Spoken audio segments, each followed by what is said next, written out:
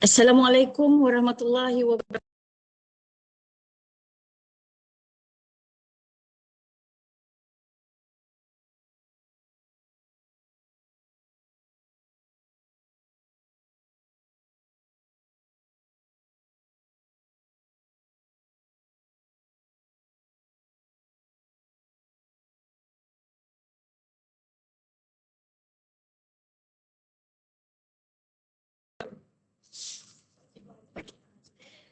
Assalamualaikum warahmatullahi wabarakatuh and good morning. Yang berbahagia Datuk Seri Dr. Haji Ismail bin Haji Abdul Muttalib, Deputy Minister of Housing and Local Government. Yang berbahagia Tan Sri Datuk Dr. Insinyur Ahmad Tajuddin Ali, Joint Chairman, Malaysian Industry-Government Group for High Technology MIT, Mayors, Presidents, Secretaries, Heads of Departments and Officers, ladies and gentlemen. It is my pleasure to welcome all of you to the knowledge sharing and training session, How to Accelerate the Implementation of Smart Cities in Malaysia. The program is organized by Institute of Housing and Local Government, I-KPKT, and Malaysian Industry-Government Group for High Technology, MIT, in collaboration with Ministry of Housing and Local Government, URBANICE Malaysia and PLANMalaysia as a part of capacity building initiative for GEF6 Sustainable Cities Development in Malaysia. This program is conducted to enhance local authorities' understanding of Malaysia's national aspiration toward smart cities implementation. The initiative focuses on the planning, implementing, and management of smart cities based on business models, technologies, and funding models available, as well to provide the local authorities with further understanding of the various scenarios of business opportunities, funding models, and guidelines for smart city development, and to provide guidance and know-how for local authorities to implement smart cities projects. Without further ado, let me welcome Tan Sri Datuk Dr. Insinyur Ahmad Tajuddin Ali, Joint Chairman, MIT, to deliver his welcoming speech. This is a pre-recorded speech by Tan Sri, as he can't be here today due to pre-engagement. Now we will play the speech.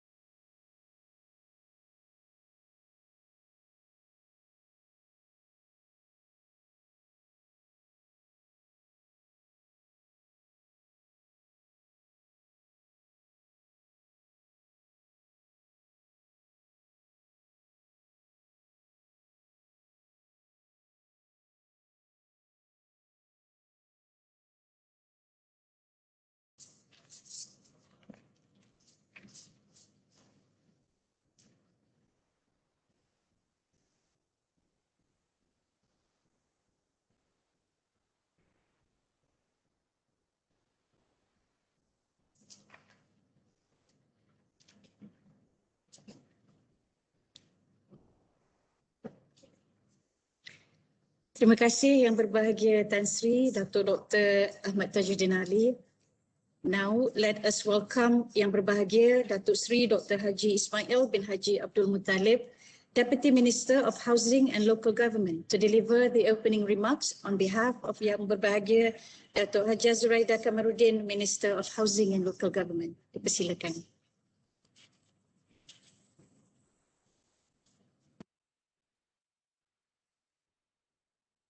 Bismillahirrahmanirrahim. Alhamdulillahirabbil alamin wassalatu wassalamu ala asyrafil anbiya wal mursalin wa ala alihi washabbihi ajmain. Assalamualaikum warahmatullahi taala wabarakatuh dan salam sejahtera. Yang bahagia Tan Sri Datuk Engineer Ahmad Tajuddin Ali, pengurusi bersama Malaysian Industry-Government Group for High Technology, MIGT. Yang berbahagia Datuk Dr. Mary Wong Lai Ling, Timbalan Ketua Siswa Dasar Kementerian Perumahan dan Kerajaan Tempatan. Yang berbahagia Dr. Dr. Muhammad Yusof Sulaiman, Presiden dan Ketua Pegawai Eksekutif Malaysian Industry-Government Group for High Technology, MIGT. Yang berusaha Dr. Siti Muhazza binti Sheikh Zainal, Siswa Bahagian Dasar dan Inspektorat Kementerian Perumahan dan Kerajaan Tempatan. Yang berusaha Puan Nur Azalina Yusnita binti Abdul Rahman, Pengarah I-KPKT. Seterusnya yang berbahagia Datuk Sri, Datuk, tuan-tuan, puan-puan, semua WDP dan wakil berkuasa tempatan PBT yang bersiaran secara maya, Ketua Jabatan, Pegawai Kementerian dan jadi wakil-wakil media, serta semua peserta yang saya hormati sekalian. Di mana anda semua? Tak boleh lihat. Saya ucapkan terima kasih di atas penyertaan semua Datuk-Datuk, Tan Sri Datuk-Datuk, tuan-tuan dan puan sekalian dalam program ini. Dan saya dipaham lebih kurang 500, lebih daripada 500 peserta yang terlibat dalam program ini. Alhamdulillah, seterusnya saya ingin menyampaikan salam penuh takzim daripada Yang Berhormat Menteri Perumahan dan Kerajaan Tempatan, Yang Berhormat Datuk Hajah Zuraida binti Kamaruddin yang tidak dapat bersama-sama kita pada pagi ini disebabkan tuntutan tugas rasmi yang lain, dan Yang Berhormat Menteri turut mendoakan supaya program knowledge sharing yang bakal berlangsung selama 2 hari ini dapat berjalan dengan lancar dan jayanya. Seterusnya saya ingin membacakan teks ucapan Yang Berhormat yang telah diamanahkan kepada saya pada pagi ini. Yang bahagia Tan Sri, Datuk-Datuk, Datin-Datin, tuan-tuan, perempuan dan semua peserta yang saya hormati sekalian. Terlebih dahulu saya ingin memanjatkan kesyukuran kehadirat Allah SWT di atas limpah kurnianya memberi kesempatan kepada kita untuk bersama-sama menjayakan program yang sungguh bermakna ini, iaitu Knowledge Sharing and Training Session, How to Accelerate the Implementation of Smart Cities in Malaysia. Bagaimana kita nak mempercepatkan pelaksanaan Smart City di Malaysia. Di sini juga saya ingin mengucapkan setinggi-tinggi syabas dan tahniah kepada Institut Latihan Perumahan dan Kerajaan Tempatan, I-KPKT, agensi di bawah KPKT kerana berjaya menganjurkan sebuah program perkongsian ilmu yang amat signifikan ini kepada semua pegawai dan warga kerja pihak berkuasa tempatan PBT di seluruh Malaysia. Saya juga ingin mengucapkan tahniah kepada pihak yang turut bekerjasama bersama I-KPKT, iaitu Malaysian Industry-Government Group for High Technology, MIGT, PLANMalaysia, URBANICE Malaysia, Malaysian Smart Cities Alliance, MSCA, dan United Nations Industry-Development Organisation, UNIDO. Program ini khusus diadakan untuk PBT di seluruh Malaysia di bawah program Global Environment Facilities, GEF6 Sustainable Cities Integrated Approach Pilot SCIP. Yang bahagia Tan Sri, Datuk, Datin, tuan-tuan dan perempuan sekalian yang saya hormati. Sebagaimana yang kita sudah maklum, I-KPKT adalah sebuah pusat latihan yang ditubuhkan di bawah Kementerian Perumahan dan Kerajaan Tempatan, dan pada tahun ini I-KPKT akan menyambut ulang tahun penubuhannya yang ke-10. Tanah I-KPKT. Di I-KPKT, pelbagai kursus dan fasiliti disediakan bagi menjalankan kursus-kursus teknikal yang berkaitan dengan KPKT dan juga PBT yang bernaung di bawah 6 pusat pengajiannya. Pada kali ini, I-KPKT telah diberi kepercayaan untuk menganjurkan sebuah program yang berskala besar dalam norma baru dan sungguh relevan kepada semua PBT di Malaysia dengan bekerjasama dengan MIC, PLANMalaysia, URBANICE, MSCA dan UNIDO. Melalui penganjuran ini, saya percaya I-KPKT akan mendapat pengalaman yang sangat luas untuk mengendalikan program seperti ini pada masa yang akan datang, sama ada secara maya atau fizikal selari dengan norma baru dan pasca COVID-19. Yang bagi Tan Sri, Datuk-Datuk, Tuan-Tuan dan Puan-Puan sekalian, para peserta yang saya hormati. Bandar Pintar ialah sebuah kawasan bandar yang menggunakan pelbagai jenis teknologi dan data elektronik dalam menguruskan aset dan sumbernya agar menjadi cekap, bersistematik dan teratur. Ia diterapkan dalam berbagai pelaksanaannya seperti kawalan lalu lintas, rangkaian bekalan air dan elektrik, pengurusan sisa pepejal, penguatkuasaan undang-undang, pengoperasian hospital, sekolah, pejabat dan lain-lain keperluan komuniti. Ia mengintegrasikan di antara teknologi maklumat dan komunikasi, manakala berbagai peranti fizikal akan digunakan untuk menghubungkan rangkaian internet dengan operasi dan seterusnya kepada rakyat. Pada masa ini dianggarkan lebih 70% daripada penduduk di negara ini tinggal di bandar dan peratusan ini dijangka terus meningkat di mana pada tahun 2021 dijangkakan lebih 70% penduduk negara ini tinggal di bandar. Kepesatan proses perbandaran ini akan menyebabkan isu-isu perbandaran menjadi semakin kompleks. Desakan penduduk untuk mendapatkan perkhidmatan perbandaran yang lebih kualiti akan turut meningkat dari semasa ke semasa. Kerjasama Kerajaan Malaysia telah mula menggalakkan semua PBT untuk menghasilkan idea dan cara baru dalam mempromosikan perancangan bandar pintar, perkhidmatan pengurusan bandar pintar dan pentadbiran bandar pintar.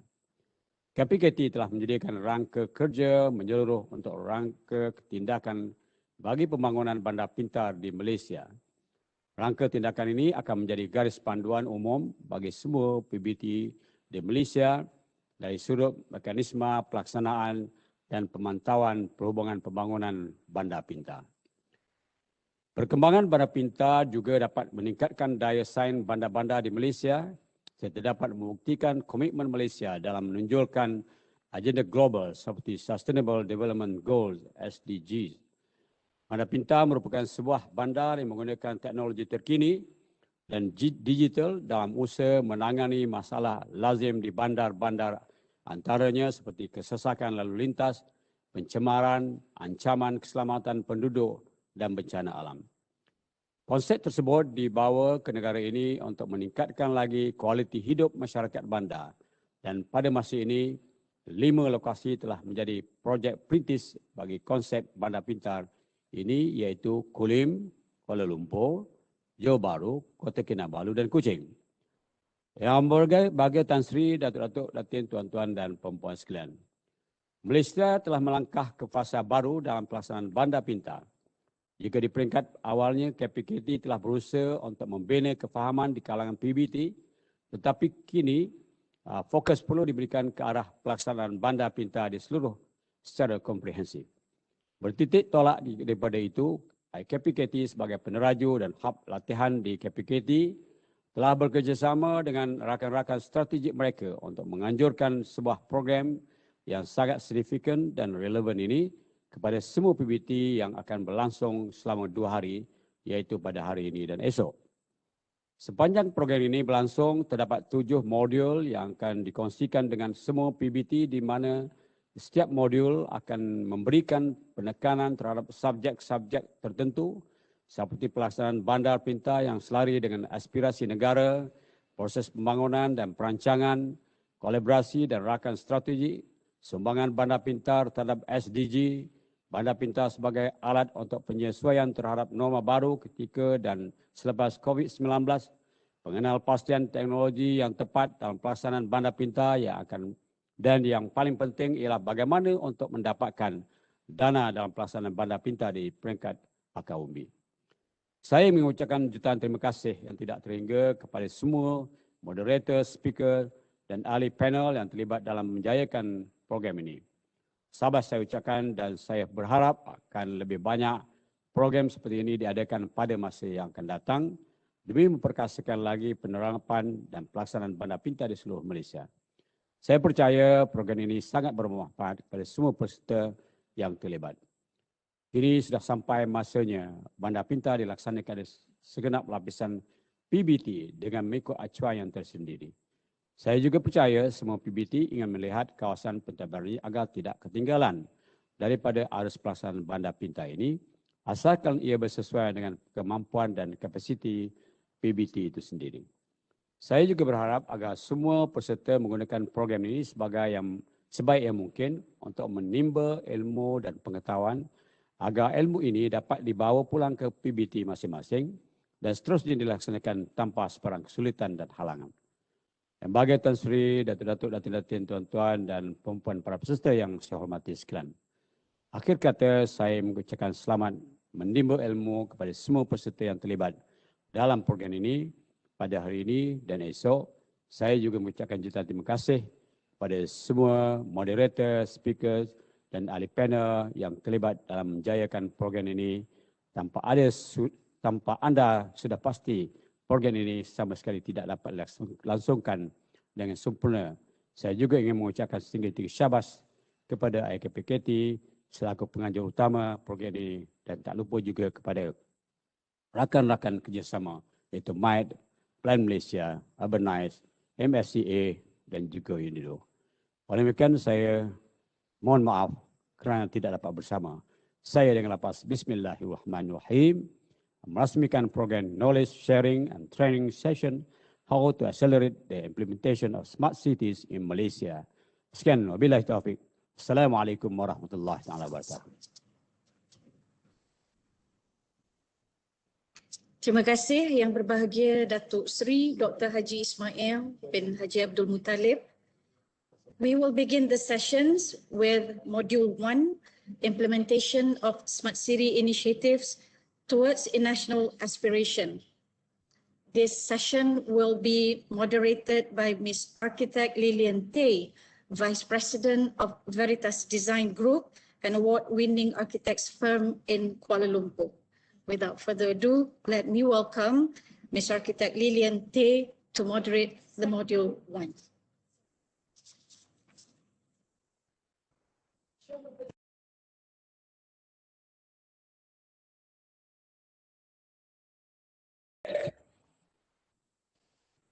Good morning, everyone. Yang berhormat, all the honored guests, yang berbahagia Tan Sri dan Puan Sri, Datuk-Datuk, Ketua Setiausaha Kementerian dan Ketua-Ketua Jabatan Peringkat Persekutuan dan Negeri, ahli-ahli Setiausaha Kerajaan yang dihormati, tuan-tuan dan puan-puan para hadirin pagi ini, mengucapkan selamat pagi dan salam sejahtera. Mula-mula izinkan saya mengucapkan ribuan terima kasih kepada pihak penganjur kerana mempelawa saya untuk menjadi moderator kepada perbincangan panel kami pagi ini. Tajuk yang pada hemat saya, sebuah topik perbincangan yang penting untuk para pengubal dasar, policy makers, pentadbir dan juga golongan profesional dan teknokrat hari ini. Dengan izin tuan-puan, saya minta meneruskan perbincangan selanjutnya dalam bahasa Inggeris. Good morning and welcome to the forum discussion for Module 1, Implementation of Smart City Initiatives Towards National Aspiration. Today, the smart city is seen as the best approach to urban management to address the universal problems of congestion, pollution, and inefficiency of services and civic administration that face many intense and fast-growing cities like Kuala Lumpur and many other cities in Asia undergoing rapid urbanization. After post-Merdeka years where we set up the institutions of nation, our most concerted thrust for development in Malaysia was Vision 2020. From 1991, Vision 2020 set our national aspiration to be a fully developed country by 2020 measured understandably then more in terms of development of national economy, GDP growth, physical infrastructure, and per capita income. It was the big master plan that guided nation building in Malaysia the past 30 years, with its various chapters set out in the 5 Malaysia Plan and the Economic Transformation Program. Today, we await the 12 Malaysia Plan coming out this year with its additional task to address the post-pandemic economic, public health, and social challenges as we emerge from the COVID-19 pandemic that has claimed 2.5 million lives globally, and for some countries may have set back decades of economic progress. Over the last decade, however, we begin to see and experience the reality of climate change. There is greater awareness of the need to protect the planet and embracing more sustainable development and lifestyles, building more livable cities, and building resilience in our cities, our communities, our physical and digital infrastructure in the face of climate change and environmental deterioration that brings increased natural and man-made disasters. Universal access of information and education through internet and ICT has created unprecedented connectivity, democratization of information and education. This has galvanized social movements and demands for greater inclusivity and equality, not just in underdeveloped and developing countries, but also in advanced first world societies that we had seen in recent months. When the global community is previously focused on poverty, eradication, and economic development of nations, today in a borderless, connected, ICT-driven world, today in the era of IR 4.0, global attention and action is turned towards building equitable, inclusive, sustainable, and resilient nations, economies, cities, and communities, with urgent need and commitment to addressing climate change and now the post-pandemic recovery and new normal. As we know, Malaysia in 2016 had also signed on the Paris Agreement, committing to reduce greenhouse gases by 45% by 2030. This lends urgency to environmental sustainability initiatives throughout the country, not just of the natural habitat, but also of the built environments, our towns, cities, and villages. Kuala Lumpur today itself has come up with its low carbon city blueprint in 2019 to reduce its carbon footprint 60% by 2030. And various towns and cities and local authorities in Malaysia are also implementing their low carbon city targets, simultaneous with the individual smart city framework. The coming together of the sustainability of this agenda for environmental sustainability, inclusivity, shared prosperity, and economic and social resilience and community empowerment probably best come together in the all-encompassing smart city framework that we are here to discuss today. So I would like now to start with our honorable panelists who are here today. Yang berbahagia Datuk Dr. Mary Wong, Deputy Secretary General of Policy at Ministry of Housing and Local Government. Morning, Datuk Mary. Dr. Raflan Ahmad, Senior Vice President at MITE. Encik Sabri Shahrum, Director of Smart City Division, Perbadanan Putrajaya. And Datuk Elias, Deputy Chief Executive of CIDB, Malaysian Construction Industry Development Board of Malaysia.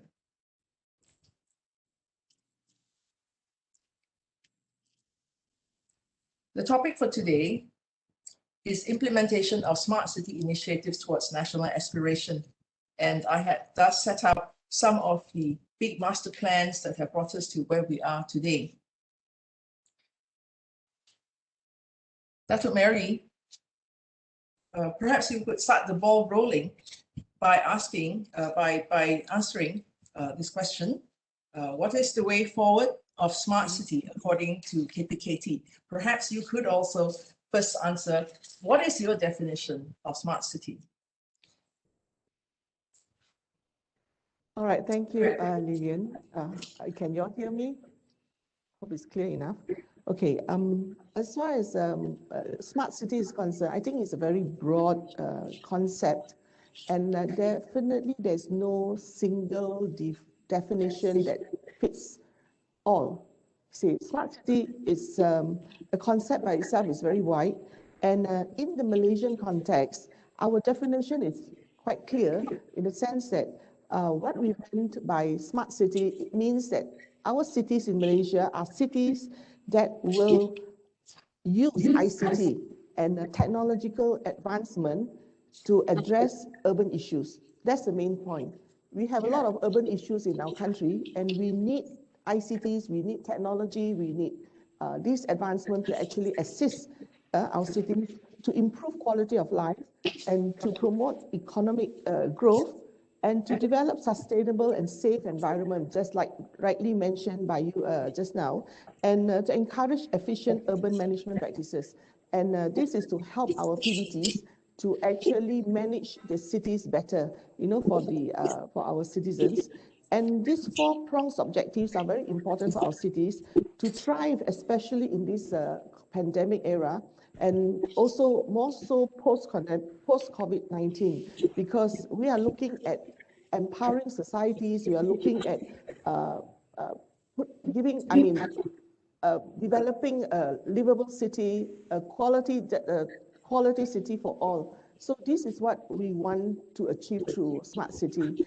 And as you have mentioned just now regarding what is the way forward for us, well, we have been very fortunate because we have actually had our National Smart City Framework developed 2 years ago.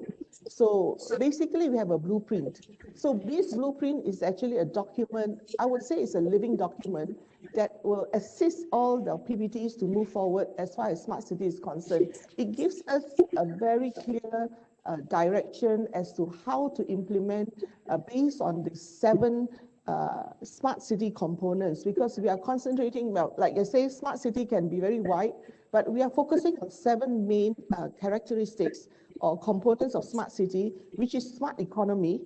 We hope that through smart city, we can move forward in using IC2 to actually enhance economic competitiveness, all right? And then we have smart living, and then we want to ensure that our city is safe and secure for our, of the highest quality for our citizens.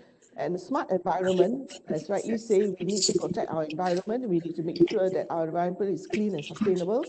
And we need smart people empowering the community so that they can play a role, as far as being together with the PBT as well with the government to ensure that our city is safe and of a highest quality. And of course, we have smart government. We are looking at intergovernment sharing of data, how to enhance analytics of data and so on. And of course, smart mobility. We want to make sure that we have seamless and efficient connectivity. And last but not least, the smart digital infrastructure. This is where we are heading towards, whereby we want to adopt high-speed internet, our broadband, and so on, so that we can actually connect even to the most remotest part of Malaysia. So therefore, the way forward is, this is part of our national plan, and definitely it is also in this 12 Malaysia plan.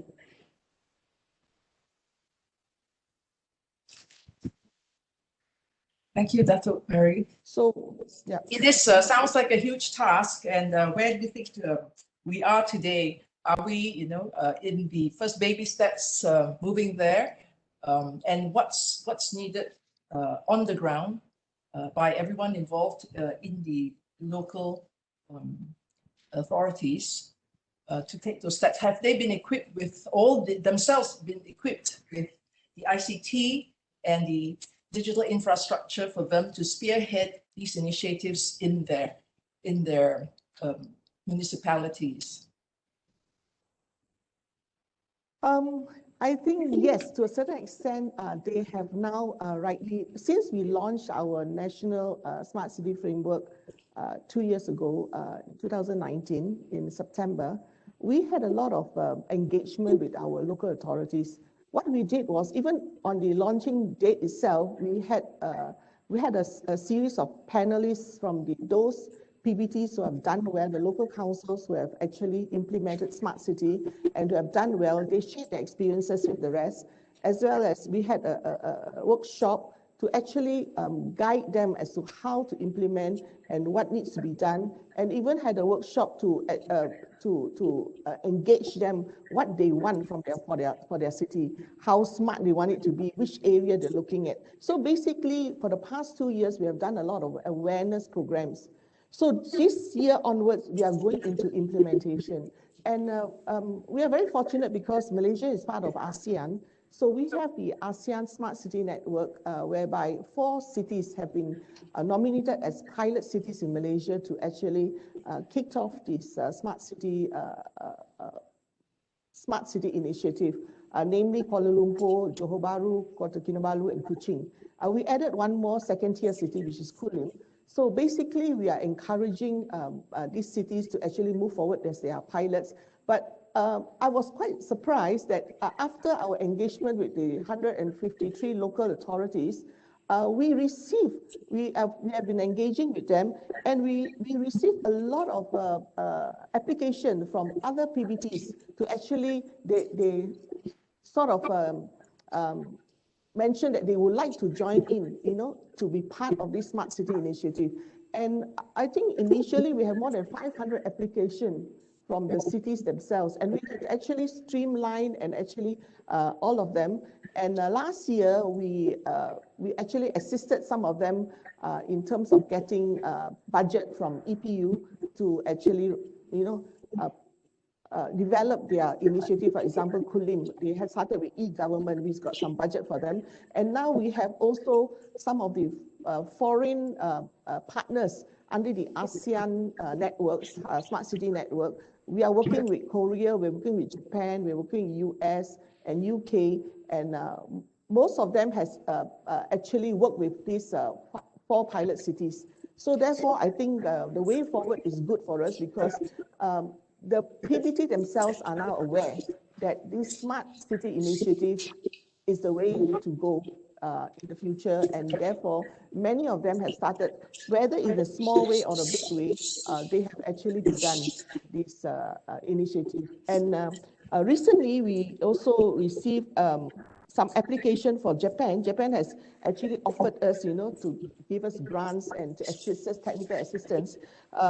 We have submitted at least 8 studies, to Japan just last month, in February 2021. And all this came from the cities themselves. So I believe basically the PBT are all geared up and they are ready. Only thing what we need to do is to actually, for us to guide them to move forward in this agenda. You mentioned, well, it's great to hear actually that that the Smart City framework had laid the seed for this whole movement. Indeed, it is one of the solutions that really addresses many aspects in one go, because it touches on urban planning, touches on connectivity, and thus through that, the community engagement, I think, is very instantly very wide. It's good to hear that also that there is a few of these prototype cities that are leading the charge and doing well. You did say that some of the cities are also. Yeah, I also want to mention that some of the bigger cities like maybe Putrajaya or Cyberjaya, PJ, Shah Alam, some of the cities have already done well. Even Penang, Malacca, they have taken their own initiatives to actually move forward in the agenda. So that itself has actually motivated the rest of the other PBTs, the smaller PBTs, to actually go along. And I really would encourage, especially those bigger cities, Majlis Bandaraya, they have done well. Yeah, they have taken their own initiative to participate in this agenda. As you mentioned, because it's very wide and the whole smart city implementation will need to be tailored to the more specific scale and needs of each PBT, whether it's each municipality, whether it's a smaller, more urbanized or more rural. How does KPKT help them to customize the implementation framework for the range of the 153 local authorities that we have, that range from very small to large metropolitan urban cities? How do you help them to customize? Very good question. It all depends on the need of the PBT themselves. All right, I believe no PBT would have the same problem. Okay, certain PBT will have traffic congestion, certain PBT will have water management, certain PBT will have flooding, and it all depends on their need. So this is very interesting because we are not asking the PBT, oh, you must implement this particular smart initiative and so on. Each of them will have to evaluate. What we have set up, we call ourselves the subject matter experts in the smart city. We have 15 members in our team. So what we do is we will look at the proposal given by the PBTs, and we will see what areas we can assist them. For example, if they need funding, they apply to us and we try to get funding, whether it's from the federal government or from external partners, or even, whichever sources we can help them. If they need technical expertise, we will get the expertise to guide them, because we have expertise within the government, from the different ministries, as well as from the private sector, and of course from Mike, who's very much engaged with the private sector and so on. We would like to actually assist them, even in the area of expertise or technical know-how and so on. So we are not short of, what we need to do is to actually connect them to the right people, connect them. And what is important is the PBT themselves must identify what they need. Some of them, they just need to improve their services to the public. And all they need is just come out with a simple apps, and that itself will do. Or some of them, they may have, they want to make it really big. They have traffic congestions, they want smart traffic lights, or they may have non-revenue water, high, they need to settle their water issues or things like that. So it all depends on each individual, and this is where we want to identify. The national smart city framework is versatile because it gives you different issues and solutions that can be applied. So they can actually take the examples from there and apply it and modify it, adapt it according to their need. So that's why it's a living document, and as well as we want to make it easier for the PBT to look at their issues. They have to identify what they want. Indeed, sounds like a big task, managing them, and first having to customize, and then also having to, you also would need to, for the long-term objective, to create that almost national database that will link all of them. You also need to finally bring them together as well. If we are moving towards blockchain, we engage them quite often because under JKT, we have a periodical engagement with all the PBT according to zone. I actually went down to the ground to actually explain to them how this works, and we have our even our agencies under us like PLANMalaysia, even URBANICE, and they go down to the ground as well to explain and to actually engage with the PBT. So I don't think they are short of the knowledge right now.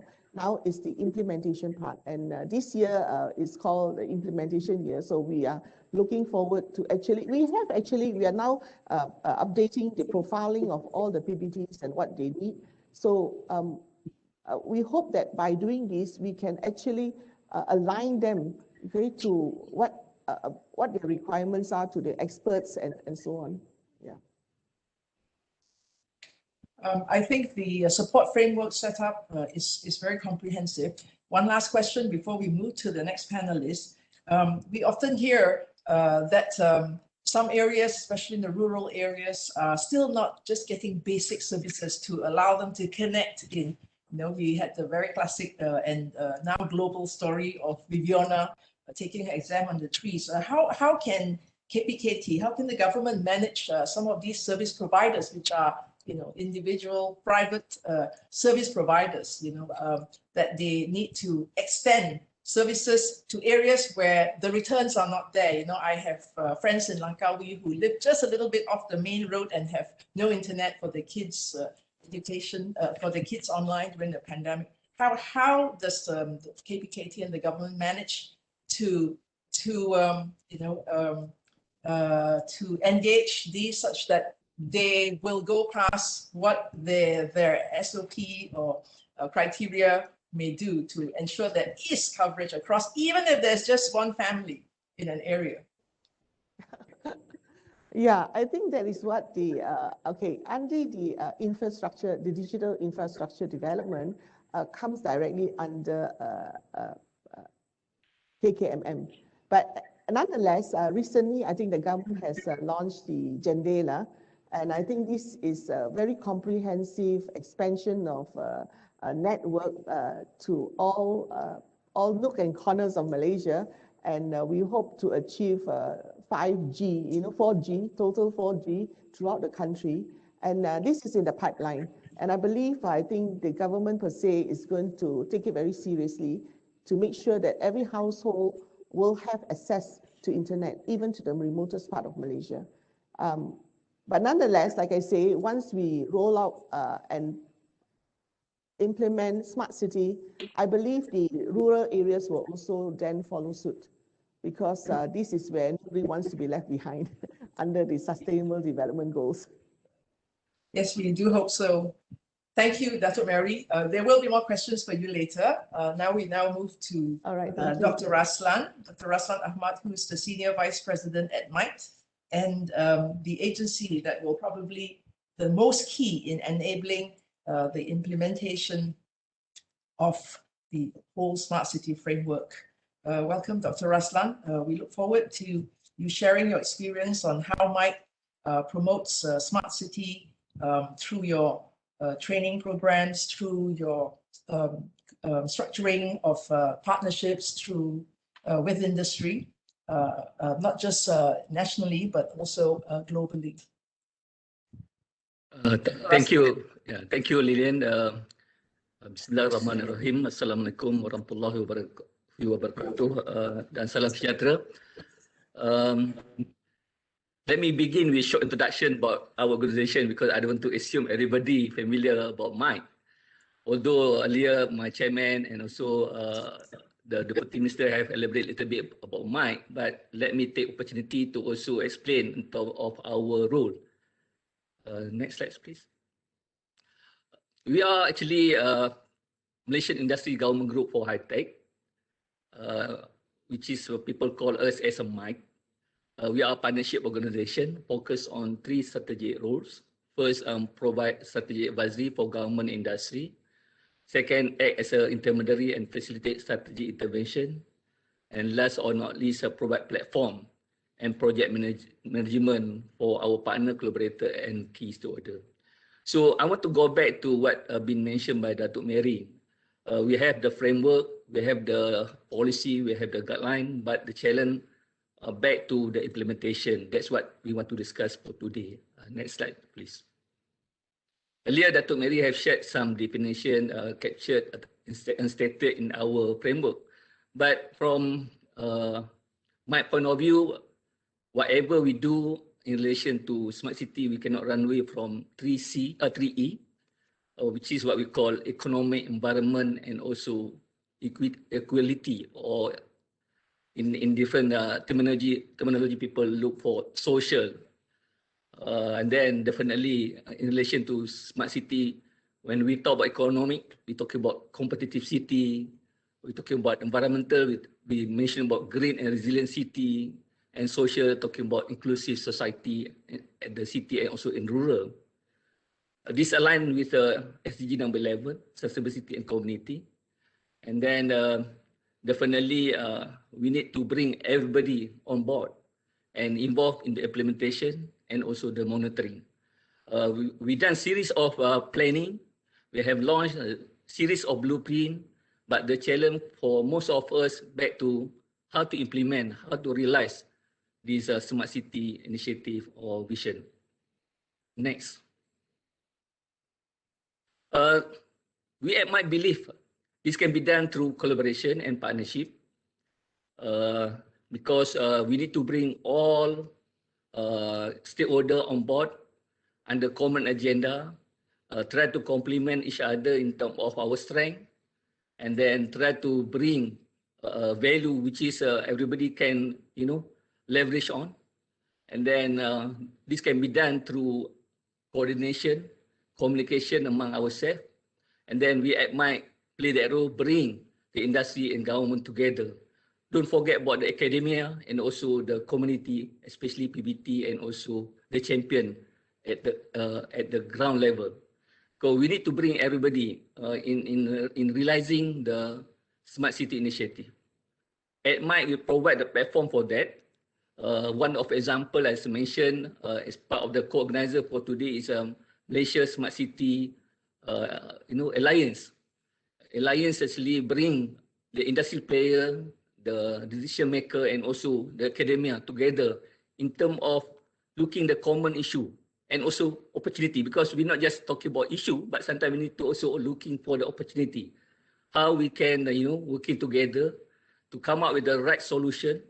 And then while addressing the problem, we also want to take advantage on introduce our best practices, best, solution, not just from technology point of view, but also from non-technical aspect point of view. So this opportunity we try to create, bringing everybody under one platform, and then Alliance is one way to do that.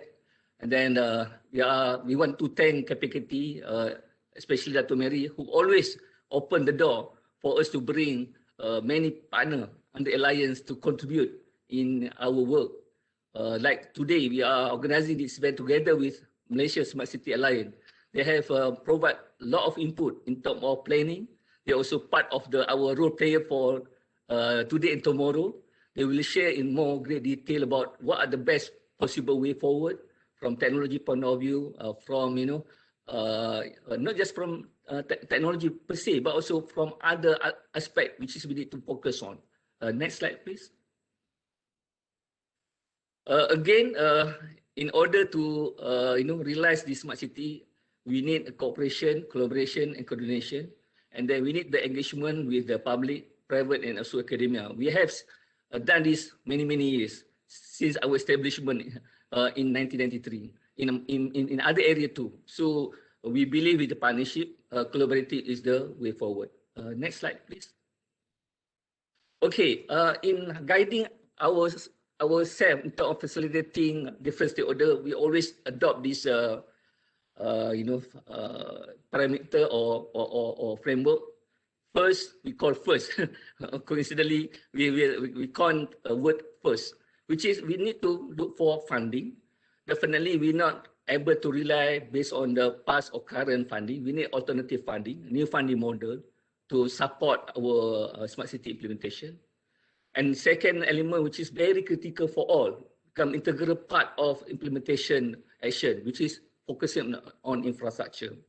Earlier, Dr. Mary and Lillian mentioned about the importance of Industry 4.0, IoT, blockchain, and so on. But basic element is key back to the infrastructure, common infrastructure. Currently, we work closely with the Standard Malaysia and the Alliance to focus on developing smart city standard, focusing on the common infrastructure for all, because now everybody fully aware we are the convergent era.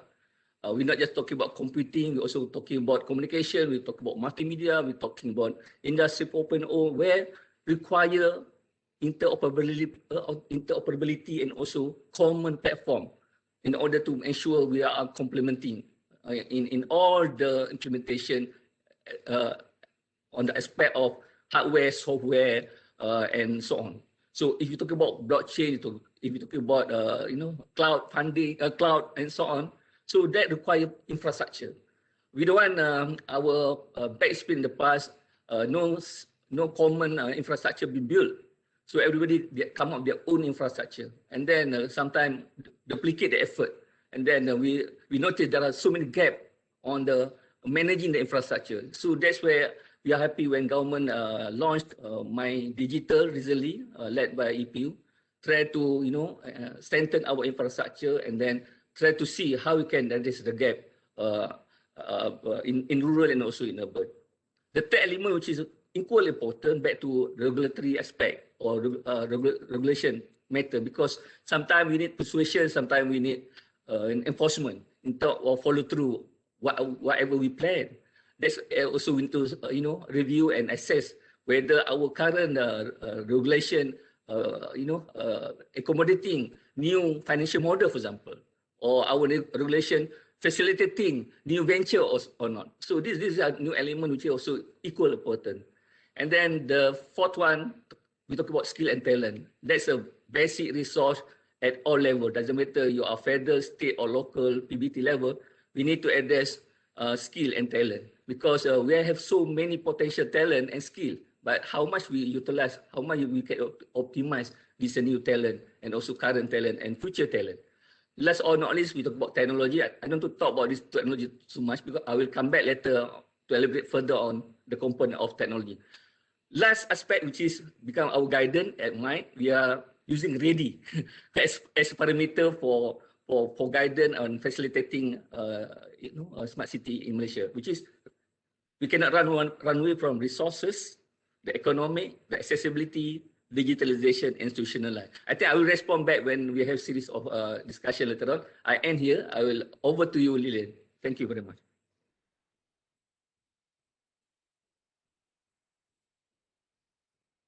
We cannot hear you, Lilian. Yes, thank you, Dr. Raslan. Thank you, Dr. Raslan, for your quite comprehensive overview of the key elements needed for implementation. I think we will go back to your questions. I'll ask you just to sum up one, and then after that we will move on and deal with the questions after all the panelists have presented. If I may ask just one question before we move on,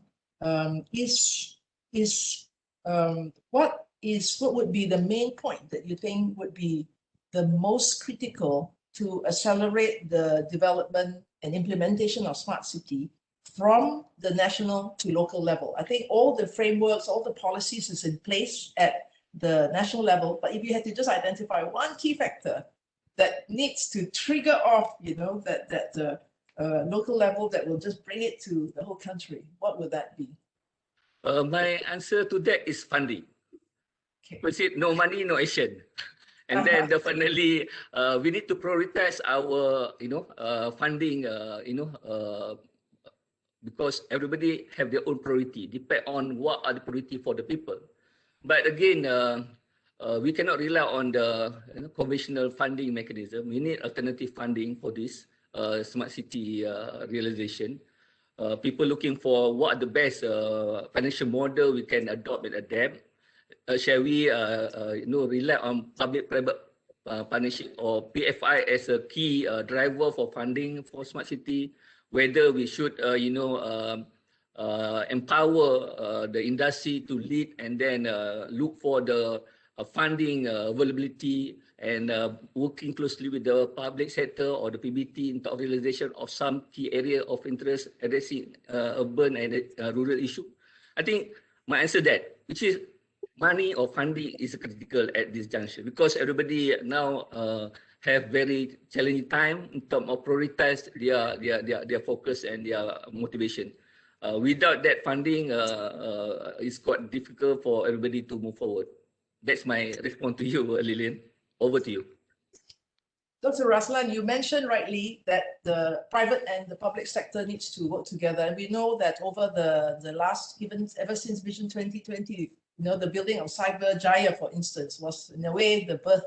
So the government has done its part, I think, allocating big investments in there. What what do you think then are the obstacles on this funding issue? What could financial institutions do better? You know, technology by its nature is sort of forward-looking. You know, it's unknown in a way, and to them that will be the most averse type of funding that they will be inclined to do. You know, high risk level because of the so-called unknown factor that they have not seen before. Is that an obstacle? And how can we get our banking institutions to support the private sector in partnering with you? Lillian, as you aware, if you talk about financial institutions, they are looking for, bank, project which can be financed and give return. The problem, people looking for short-term return instead of long-term return. That's one issue which is we need to address very thoroughly, because their motivation more back to profit orientation. They want to see whatever they invest multiple in terms of return. That's one. And then to have that kind of trust, both party between the technology partner, the local PBT and financial institution to work closely, we need to address the trust issue. Back to me, back to risk and reward together. You're not able to get the reward if you're not taking the risk. Everybody need to take the risk. That's one.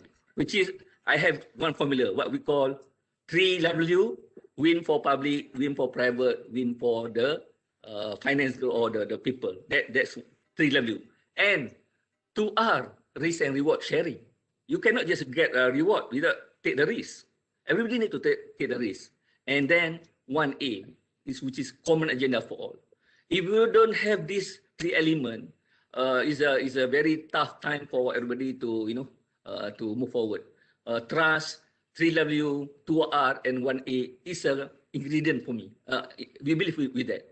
So that means doesn't matter whether you are from financial institution, you are from a local PBT, or you are from from, let's say, academia or everybody or technology provider. We need to sit down and then come up with the right business model and financing model to accommodate different requirement of different projects. As I mentioned by Dr. Mary earlier, it's not, we cannot just generalize. We need to really, deep dive in terms of looking what are the critical success factor for project in relation to smart city. Of course, there are so many parameters we need to address, but we need to bring our strength in addressing the pinpoint where we thought we can complement other partners. So that kind of cooperation, collaboration, and trust and understanding is required for all. I answer your question. Yes, yes, indeed. I think the trust, I think even from centuries ago is the key, and confidence. It's just that technology has so many surprises. We would never have imagined back in the 80s. We wouldn't have imagined the internet. We would never have imagined we have the connectivity that we have. So I do hope your message also goes to the financial institutions, that in their risk assessment they don't go by their business as usual assessment, and that they factor in, as you said, the impact of the significance and the impact of smart city initiatives to the community, that it has intangible value and intangible return to the community in terms of well-being and livability for cities, and contribution to the whole integration and connectivity of the population. I do hope that message will be taken. Thank you, Dr. Raslan. We have more questions for you later, and we now move on to the next panelist, Encik Musabri Shahrul, who is the director of the Smart City Division of Perbadanan Putrajaya.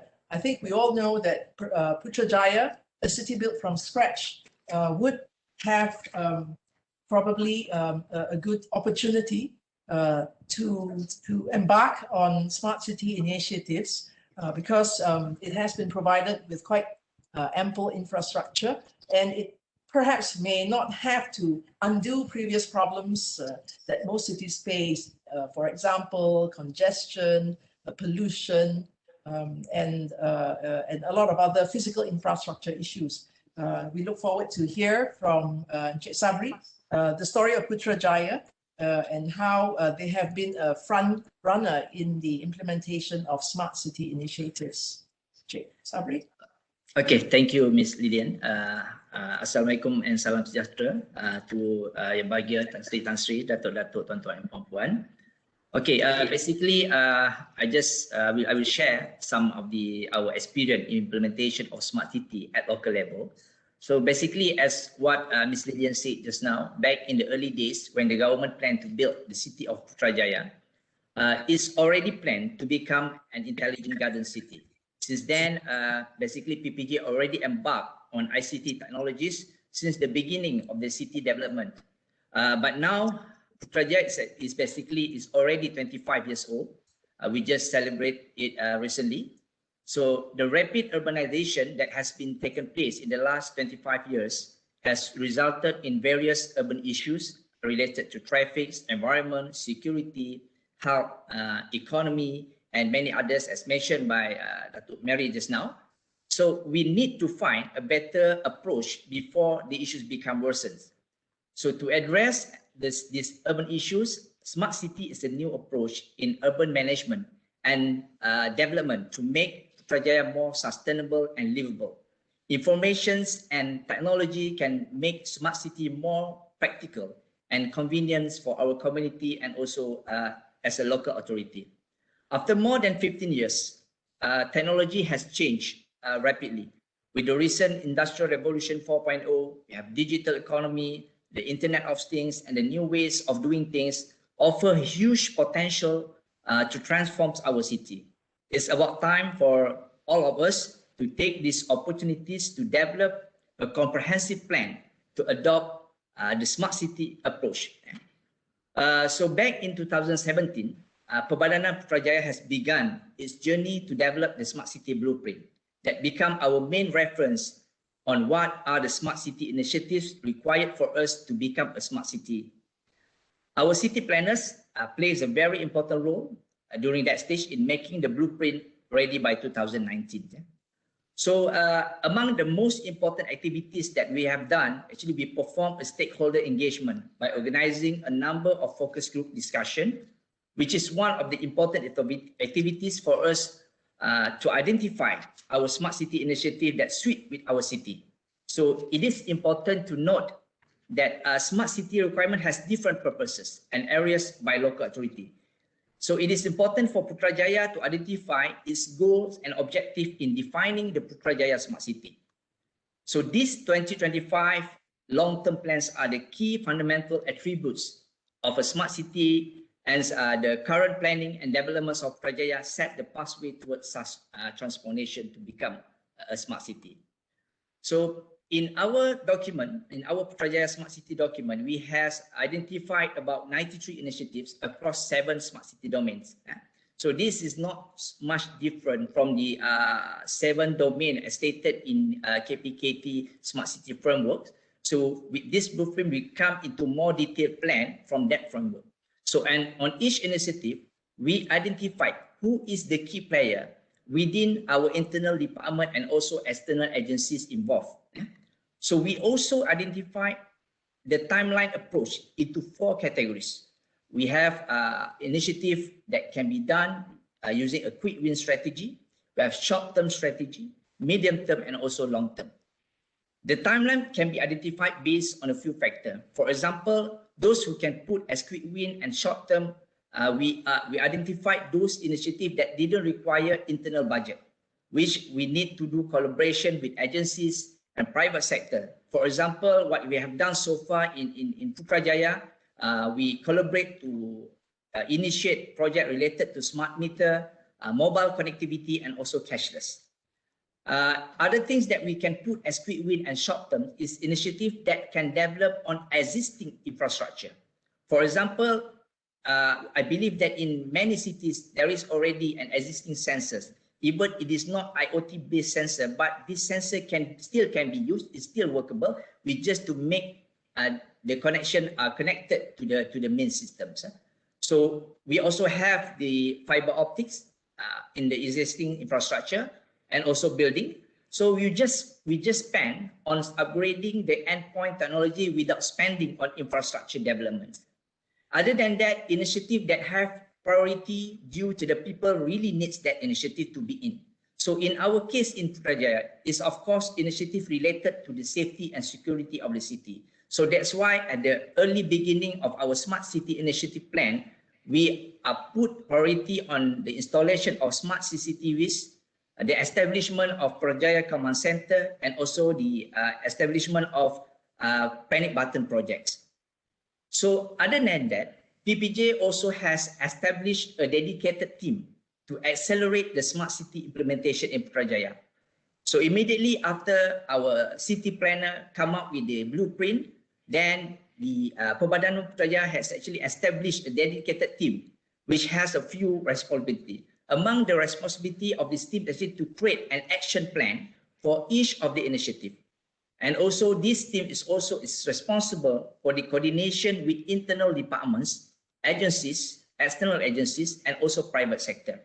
At the same time, the team also need to identify strategic partners and build the networking among them. The team is also need to study and compare technologies, solutions, and implementation approach that best suit with the city with consideration of sustainable implementation. We have to, as much as possible, to choose a technology that can last longer and able to maintain. At the same time, the team is also responsible to promote the initiative to let the public know about it. So in terms of smart city funding, Perbadanan project always looks for opportunities, especially programs under government agencies and partnership with any strategic partner related to IR 4.0 and also digital economy. For example, under the National Technology Innovation Sandbox, NTIS program that been announced by the government last year. So the National Technology and Innovation Sandbox, NTIS, is a facility that allows researchers, innovators, startup and high-tech entrepreneurs to test their product, services, business model, and business and also high-tech entrepreneurs to test their product in a live environment. So Internet of Things, IoT technology is still new to us. The best way, in our opinion, in our experience, to implement smart city using Internet of Things technology is by doing sandboxing and pilot project. It is not advisable to implement new technology in a big scale. So with this pilot project, we can look at the impacts, the stability, the effectiveness. Then we can identify what needs to be improved. Then only we move for a bigger scale. So pilot project approach is also a better approach because it requires less time to complete for us to see the result. Among the pilot project that PPJ has been successfully completed is centralized electronic bulletin board, and also we have virtual classroom. Currently, we are doing some pilot project for IoT sensor, such as smart street light and also environmental sensor. So in our experience, when we choose technology, we also need to choose wisely. It is best to look for fair and common solution so that we do not start with any brands, and also give opportunities for local product. We should know that there is an increasing number of local product has produced the quality of IoT devices locally. This will also help government to achieve the targeted, I think, My Digital Blueprint that has been announced recently in terms of accelerating technology-based businesses. So with the recent announcement of My Digital Blueprint, the government has announced to achieve 80% of using cloud storage. To us, this is a very good opportunity for us so that we don't need to think so much on maintaining, like we purchase physical hardware or physical things. So with the rapid hardware technology change, impact can be reduced with cloud solution. So we can also deploy smart city application and data into cloud services and pay only resources that we need to use without worrying so much on resources and cost to maintain the service. Local authority can also do private collaboration, implementing smart city initiative with business model in place with a win-win situation. Requests for proposal for private collaboration is one of the methods that can be used to get the best working collaboration model. Among the initiative that can be considered that on Perbadanan project is also doing it right now is things related to smart pole for telecommunication infrastructure, city mobile apps, and also outdoor digital billboards. The other source of fund is actually via RMK budget. We need to put more effort in getting this budget. The best approach for us to get this budget is to have a documented long-term plan for our smart city. I'm highly recommended that local authority to develop a comprehensive smart city blueprint for your city. Whenever you apply for federal budget, they could see you already have the plan documented. Yeah? So basically, as a conclusion of my talk today, is actually there's a few things that actually play a very important role in our experience in implementing smart city. One of it is, of course, the collaboration with stakeholders. A successful smart city plan relies on the involvement of your city, citizen, business, and also other stakeholders. Second, create your smart city blueprint, create the execution plan so that you clear what you need and you clear what are you going to do and which things that you want to do first. Prioritize and categorize smart city initiative. Prioritize small and quick victories at the beginning to broaden stakeholder perception of the initiative. Fourth, develop partnership networking. Fifth, seek funding opportunities. Grant from the federal government, agencies, and public service partners can help finance your initiative.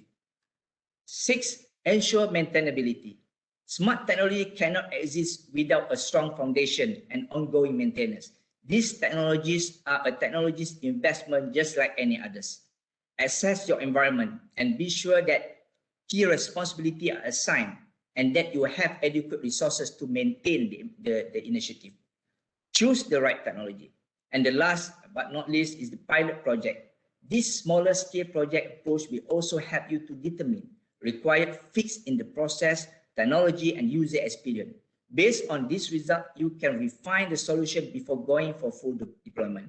I think that's all from me. Back to you, Ms. Lilian.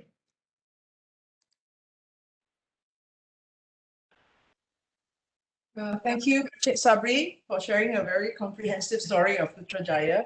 I think all the other 152 local authorities would learn a lot, but also be quite envious of, I think, the special status, I think, of Putrajaya as our federal administrative capital. Yeah.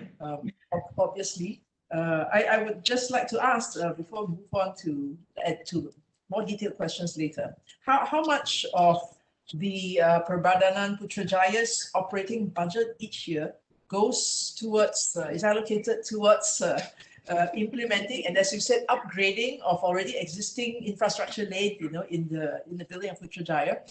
How much actually goes into that? Is it 1%, 5%, 10%? Is it something that you think should be a benchmark on allocation of spending for the other local authorities? Okay. Okay, basically, if let's say in terms of budget that we use currently to implement smart cities, as I mentioned earlier just now, actually most of the implementation of smart city, we do a lot through collaborations. But in terms of budget, we do manage to get quite a number of budget via RMK projects. I think more than about 50% of our smart city initiative we managed to get from RMK 11 and also RMK 12. Yeah. So that's why just now I mentioned it is very important for us to come with a detailed plan. The blueprint is very important. So whenever we approach the EPU, we always bring this document that we say to them, we already have a plan. So in order for us to achieve this plan, we need to have some fund. Yeah. So based on what we receive, I can say that yearly we manage to get for at least 10 to 20 millions from the federal agencies to actually for us to implement the smart city project. Yeah? So in terms of that amount of fund that we get, is about roughly maybe around 10 to 10% of our yearly expendable expansions on maintaining the city and also doing some other development for the city. So yeah, so basically we didn't use so much on our internal budget. It's more into budget that we get from the federal government and also via collaboration with other agencies and also private sectors. So I think that will answer the question, Ms. Lilian. Yes, yes. It's a question not so much for my benefit, but for all the other 100 authorities to know that that's the scale of spending that needs to be allocated, whether it comes from the RMK 11 or 12, or whether it comes from their, their annual revenue through assessments. Okay, but maybe I would just add up something. Actually, most of the cost required for the smart city is not much on the Internet of Things, actually, devices. For us, the Internet of Things implementation is quite considerable, doesn't require so much cost. So the most part actually require much cost is actually on the infrastructure itself. So for example, for the past 2 years, actually Perbadanan has actually developed our own infrastructure, which is the fiber optics. So we have laid down about 60 kilometers of new fiber optic in the city instead of the 128 kilometers that we have previously. And also we spend more into building infrastructure for safety and security. So for example, we do spend quite a huge amount of money for actually safety and security, which is the outdoor CCTV. So the outdoor CCTV is not something that it's not something like the Internet of Things. The cost for this actually is quite high compared to other smart city initiative implementations. Other than that, the bigger cost is also in establishing our Putrajaya Command Center. So inside this command center, we have to get a better hardware, a better screen, and also to pull all the data from our sensor, from our CCTVs, from any other information, from any other input back to one single location. So I think only at the beginning, we do need to spend this huge amount of cost. Then when we start to implement the Internet of Things, I believe that we could lower the implementation cost because all these devices, compared to the previous technology, is so much more cheaper than before. Okay. Oh, thank you. That is very enlightening to know that that the costs are in terms of accessibility, and that's where the ICT has democratized the whole accessibility, where, as you said, devices, a handphone, now you can actually log into the system and have access to all that data, and that the local authorities' responsibility is to lay the basic infrastructure, and for Putrajaya to set standards, since you are a front runner, setting standards. I believe that was very useful for the local authorities. Your plea to them to crystallize the framework to facilitate the access to funding, and you have indicated that you had usually did not have a lot of problem, and that there is the government is very open and has been generous even to help local authority, of course, particularly Putrajaya, being the front runner and setting the benchmark to set in place. We will have more questions for you later. Now we move on to the next panelist. Thank you so much, Encik Sabri. I wish I lived in Putrajaya too now. Okay, our next panelist is Yang Berbahagia Datuk Engineer Elias Ismail, who's the Deputy Chief Executive of CIDB, Construction Industry Development Board of Malaysia. I do believe he will have a presentation that will be very relevant because the construction industry obviously is known to be one of the industries, and especially in the pandemic, very much in the highlight, that is under pressure to become a lot more modularized and a lot more industrialized than it is. In many ways, it is still we are still building as we used to do, bricks and stones and mortar, using labor, a lot of labor-intensive activity, and CIDB had been entrusted to spearhead this responsibility to industrialize construction. So without further ado, I'd like to invite Dr. Elias for his presentation. Thank you. Thank you, Architect Lilian. Assalamualaikum warahmatullahi wabarakatuh. And selamat pagi kepada semua. So I feel very honored to be invited as a panel to discuss this important subject this morning. And I think, as mentioned by the chairman just now, the topic can be very wide, but I'll try to remain as focused as possible on the smart cities issues. But however, my focus will remain on construction, and then I think all of us know the effect of how we construct can cause to those who owns, lives, or operate the constructed facilities. As we all aware, as you all know, what drives us in CIDB in drafting our strategic planning for the coming 5 to 10 years. Number one is the Wawasan Kemakmuran Bersama, as mentioned earlier. The second one is, of course, the Sustainable Development Goals. And the latest one is a My Digital Economic Blueprint. And also we take care of the various plans on the IR 4.0, for example, by Industry 4.0.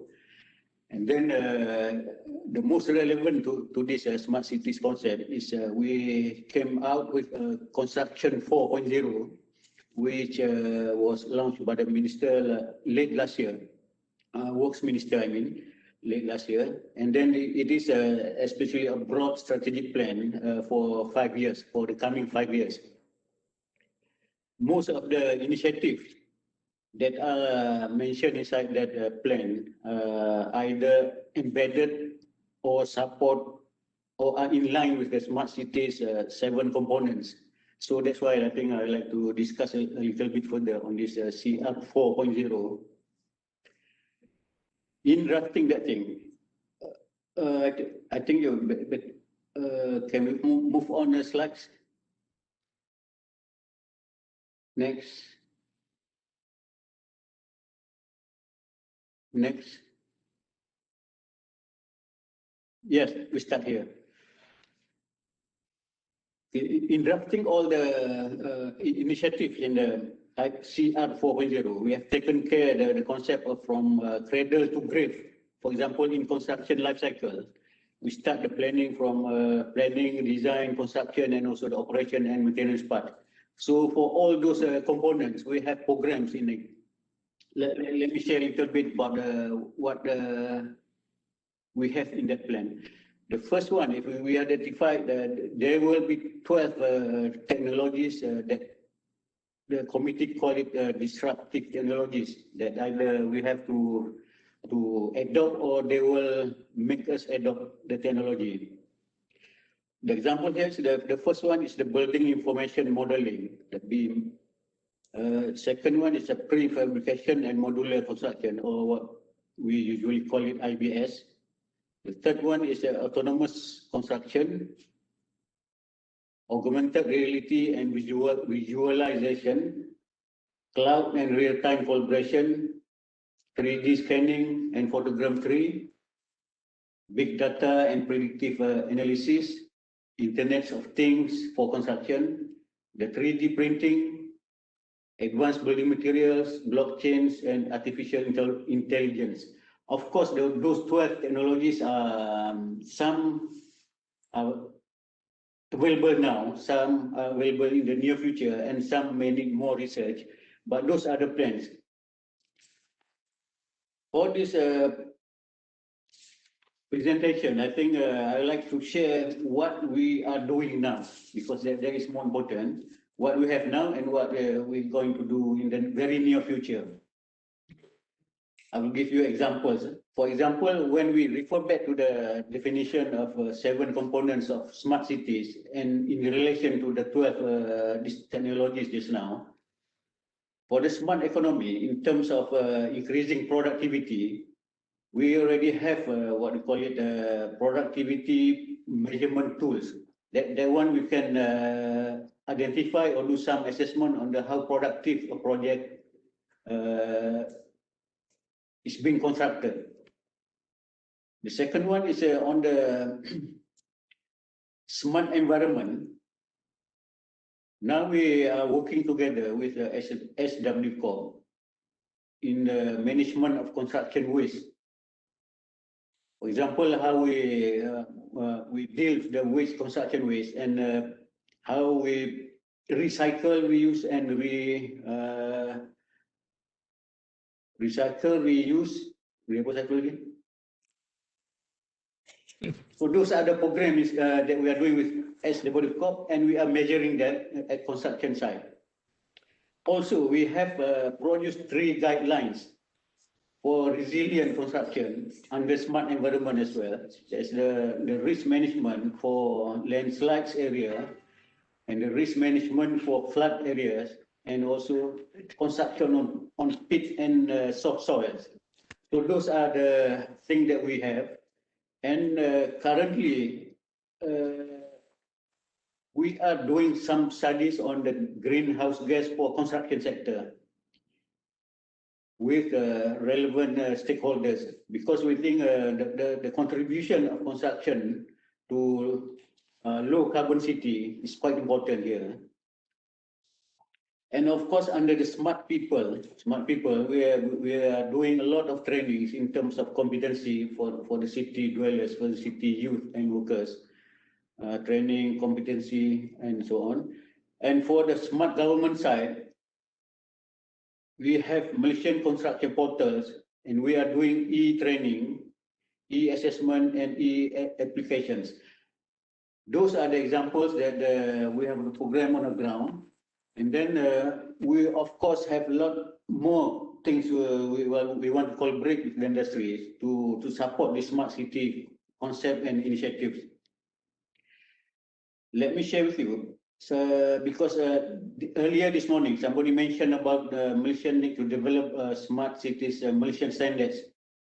So actually, in doing that, CIDB was given the privilege to chair that National Standards Committee, and we call it NSCD, is under construction, which will look into the development of Malaysian standards for smart cities. So we very happy to invite the interested party together to develop the Malaysian standards. And also under the My Digital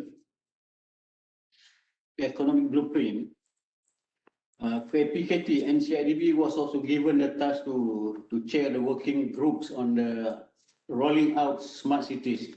So I think that is also another opportunity or forum for us together to enhance mechanism to roll out smart cities. So basically those are the initiatives that we are doing currently, and we are supporting very much the industry and all other stakeholders to realize the smart city concept in near future. I stop here first. Architect Lilian.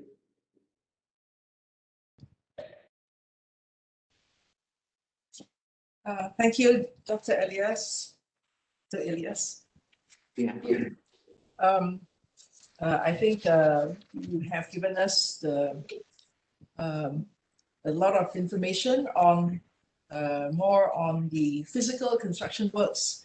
Before we move to the group forum, I would like to ask you one hot question, which is if you can touch on how smart city framework and smart city policy and initiatives, how would you plan to transition from our very labor-intensive construction model now? how do you plan to, how can you use the smart city framework and agenda to transition to be less reliant on foreign workers in our construction industry?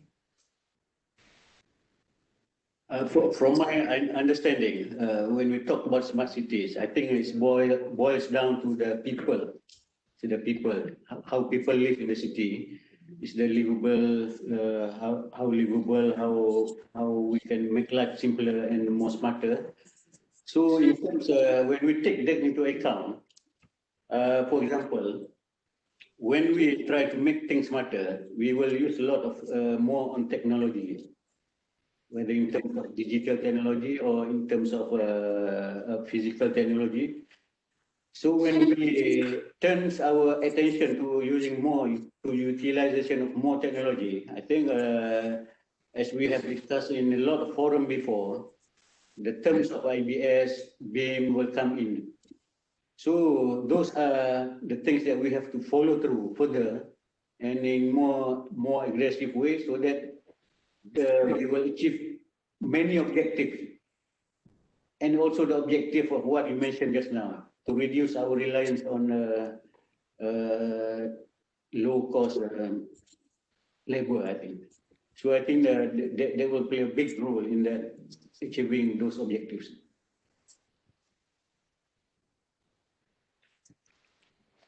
Do you feel that there is some resistance from construction industry players to move towards this a less labor-reliant model because it may raise the cost of construction because we now perceive as foreign labor as cheap, and most of the current players are may not or are reluctant or are hesitant to invest the large initial investment to make that big step to go into a much more highly modular construction.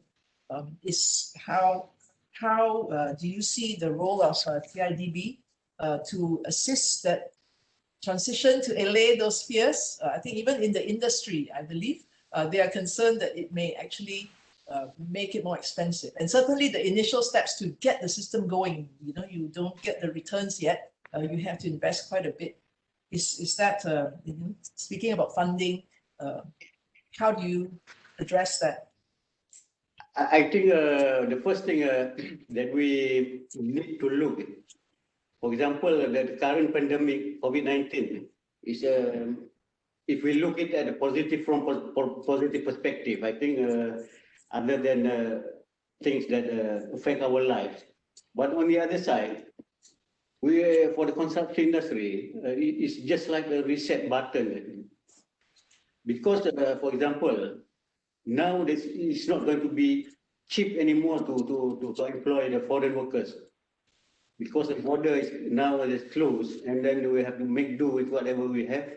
And then there's a lot of other initiatives as well. For example, the minimum requirement for housing accommodation for workers, that one will definitely make it the foreign worker not a cheaper option anymore. It's going to be, I think it's going to be increase the cost for hiring the foreign workers. So I think it's just a matter of time. The construction industry people will move towards the adoption of the technology. I think it's the right way to go. Yes, I think you have answered and seen the reality is that with all the pandemic is probably not just going to go away. There may be different forms of public health crisis that come. Borders may now from here on have to periodically open and close. And yes, I think we will see that the cost and speed of getting labor onto sites will be a much bigger obstacle than it had been earlier. Yeah, I do hope that CIDB also will play a role similarly as what Dr. Raslan had mentioned, Encik Sabri also had mentioned, that there is a need in the initial investment to to also appreciate the intangible value and the long-term return of investing, since a lot of the impetus of today's discussion has raised the issue on funding, where to get funding and how to get funding. It will look as if whether it's government agencies, development agencies, private sector, that it may not just be based on the immediate ROI, but to put in the more long-term, less tangible value to the community and to the industry. I think that same message came across from your presentation, from Dr. Raslan, from Sheikh Musabri.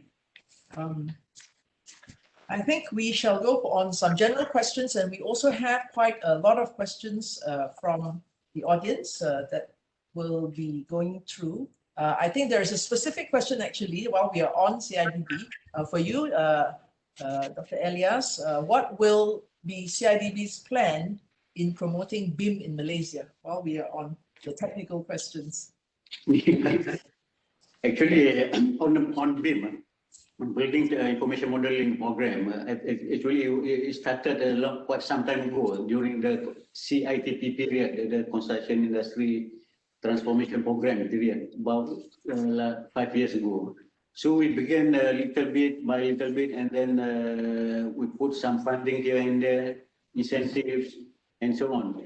But now at the second stage, I think we have to be more aggressive in terms of supply and demand. On the supply side, I think CIDB will continue to facilitate the industry in terms of trainings, in terms of providing guidance and developing standards and modules and so on.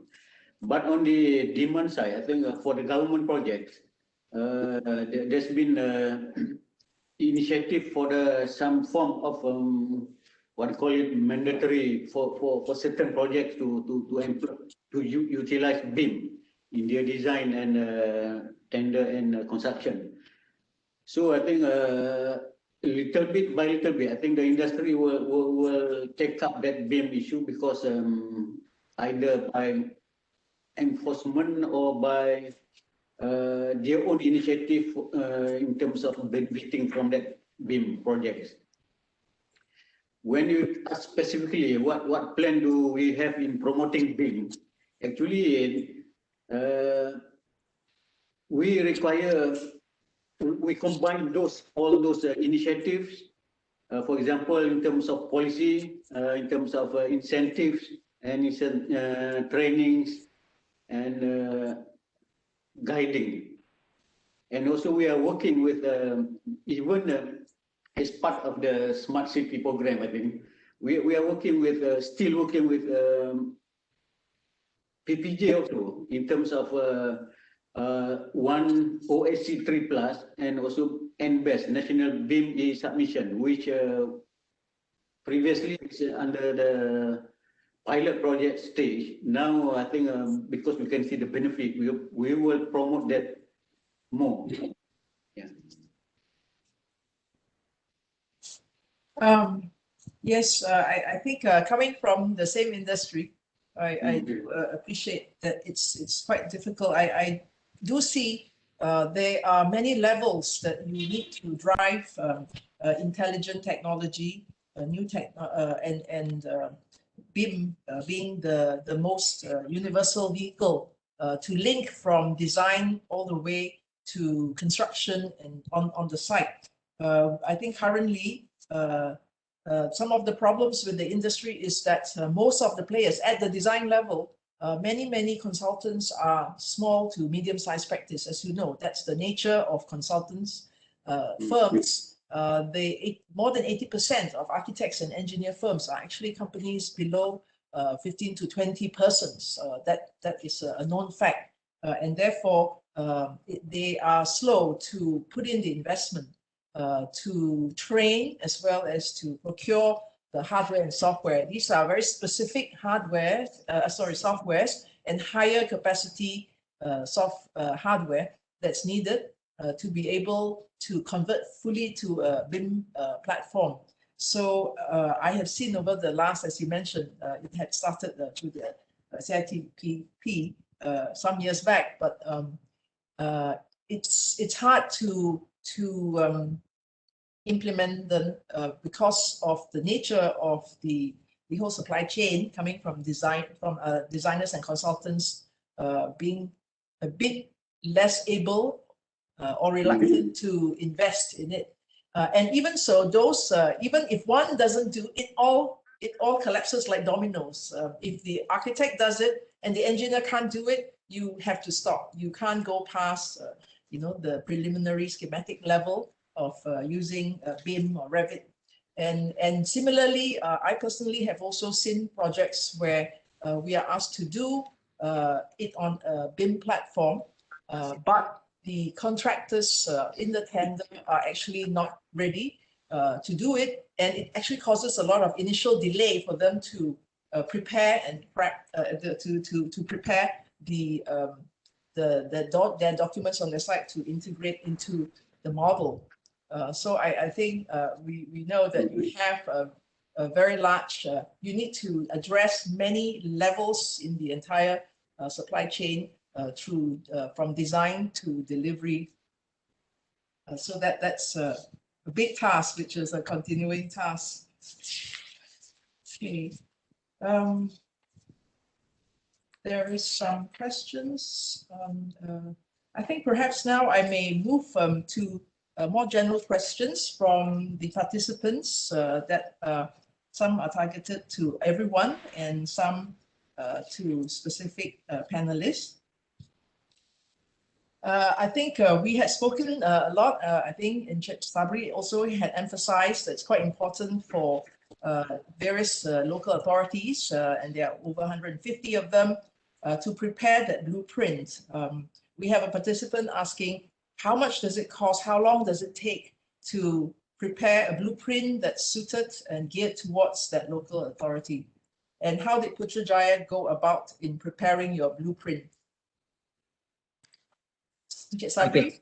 Yes, Mrs. Lin. Okay. Actually, for the Smart City Project Blueprint, it was led by our city planners in our town planning department. So basically, for the process of developing our blueprint, it takes roughly about a year in terms of the process. Yeah. So we spend roughly about for the blueprint itself around 80K. Yeah? So during the process, actually, it started back in the 2017, as I mentioned earlier. So actually, the first stage that we do is we do a stakeholder engagement, and also we do a lot of what you call is the focus group discussion. Yeah? So there is about focus group discussion that we get involved all the stakeholders, not only the community but also the workers, the student, and everyone whoever is involved in our city to start come up with the requirements of the smart city. What are the people really needs? What are the agencies really need? Maybe the government agencies, the school, and so on. Yeah. So basically, and after that, we also continue with a few workshops as well to together formulating the smart city initiative and also the timeline, and also a workshop to draft the smart city blueprint frameworks. So roughly it'll take about a year. But I believe that for other local authority to start with the blueprint, since you have quite a number of examples nowadays compared to us last time that we don't have so much place to refer in Malaysia. So I think now even not only Putrajaya, I think even Kuala Lumpur also have recently has established their own blueprint. And I think Ipoh, if not mistaken, is coming out with their blueprints soon. Even our ministry, the Ministry of Federal Territory, is also coming out with their blueprint for smart city in terms of the 3 federal territories in Malaysia, including Labuan. So I think it will not take so much time compared to us last time for other local authority to start with their smart city blueprint. Yeah, I think that's all from me. There's a lot of interest in Putrajaya's story. Another one has asked, because you had mentioned you had a dedicated team earlier, they wants to know a bit more detail about how many people needs to be dedicated just for that, besides all the many responsibilities of local authorities, how many, and do you need new people to be put in rather than reallocation of duties? Okay, currently the teams that actually handling the execution of the blueprint, the process of developing the blueprint itself is done by the city planner. It's not done by the execution teams. So the execution teams consist of supposedly it has to come from multiple background, but most of it come from IT and also technology background. Yeah. So in Putrajaya case, most of us actually come from IT and also technologies. We supposed to have some engineers as well, and also some financial background as well. Yeah. But at the moment we are running with about roughly about 6 people. We're actually focusing on implementing the 93 initiatives stated in our blueprint. Most of us actually is the IT background. And basically at the moment we are in IT divisions, and then we didn't take any new people. Actually, we just manage whatever resources that we have currently, except for the operational of our Putrajaya Command Center, where we have to take quite a number of new people, because our command center is operating 24/7, which is also under the smart city team as well. So I think that will help answer the question. I think basically we don't need so much people in smart city unit or divisions, just a few number of them, but these people need to do a lot of collaborations, a lot of networkings, need to do a lot of design work, comparing technologies, and advise all the related departments and also agencies on how to actually adapt the technologies in their daily operations. Thank you. That is quite clear that you mentioned that it comes from the city planners first, the blueprint, and then the implementation team is a different one linked with your which is already there. The implementation team would be already there, and the drafting of the blueprint itself could be your own planners working in collaboration with a specialist expert consultant, or with an agency like URBANICE under I-KPKT that has already set the national framework. Okay, a lot of people interested in Putrajaya. There is another question asking whether from Encik Mazlan Abbas, asking since he is very impressed by your strategy to start small and scale up later, which is more inclusive, that you don't need a big investment. Of course, you do have the advantage of having the new infrastructure put in earlier than most other cities, but it is a way to get past the sort of big investment at the beginning if you have to do everything at one go. He asked how you can further recognize these smaller projects and award and the companies, the private companies that have helped to execute them, such that it will also generate more enthusiasm and motivation and commitment to bring in the private sector, especially to Putrajaya, which most people would think is well taken care of by the federal government. So I think that was his comment. Since you are ahead, to give some moral support, I think, to the rest of the PBTs. I think it's a good thing. The human factor is very important. After all, I do believe smart cities is not about technology, but really about enabling, especially post-pandemic, a more connected, sustainable lifestyle. That is already set out in the United Nations Sustainable Development Goals. I have some specific questions, but perhaps before we go to data, that's always a difficult question. I think one of the things that is most on top of everyone's mind, of course, is the high cost of housing. And can we discuss, perhaps, Dr. Dr. Mary can give her views on how technology-based and the implementation of smart cities is going to help facilitate affordable housing in Malaysia.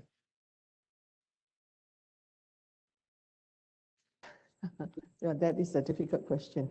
All right, because cost of houses is not going down unless it is, I mean, definitely construction costs is going to go up, and because materials are going up and so on. But if we are looking at a smart initiative, I think one of the ways is actually looking at how effective, can we actually build, like say using BIM is one area, and of course technology is not going to be cheap, all right? But like I said, over the years, once we harness on this technology, I believe technology can help us to actually reduce the costs of construction. So basically, I wouldn't say that. I think what is important is like I say, it's still data. All right. The whole construction costs of building a house or building a development, there are so many various factors, so many costs involved. Therefore, it is important for us to look at specifically what are the areas. Like I say, there's labor costs, there's construction costs, there is a material costs, and there's so many things that actually contribute to this. But one of the ways I think what we can do is to make it more efficient in terms of the whole management. If EIM can come in as fast as possible, and other ways where we can actually mobilize, the whole development cost to be as optimum, as cost efficient as possible, I think that will reduce the cost of construction and the cost of houses. So again, it's also design, and it's so many other factors involved. And I believe that now we are using IBS, we are going towards IBS, and I believe all these things will contribute to reducing the cost in the long term.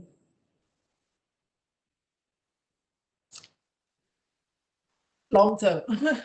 So long term, yes, I say long term, because in the short term, it's quite impossible to, I mean, there will be a reduction of cost if material cost goes down, labor cost goes down and all that. But again, it takes a lot of effort, But like I say, what is important is not just so much of the cost per se. If we can provide a fairly reasonable cost of construction, I mean, when it's not exorbitantly high, I think what the people are looking forward to have is quality homes.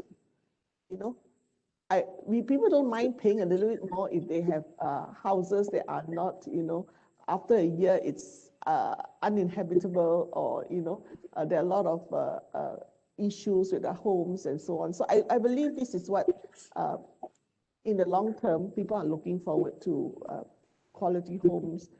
And so on. So I think we need to make sure that the houses that we build are of standard quality.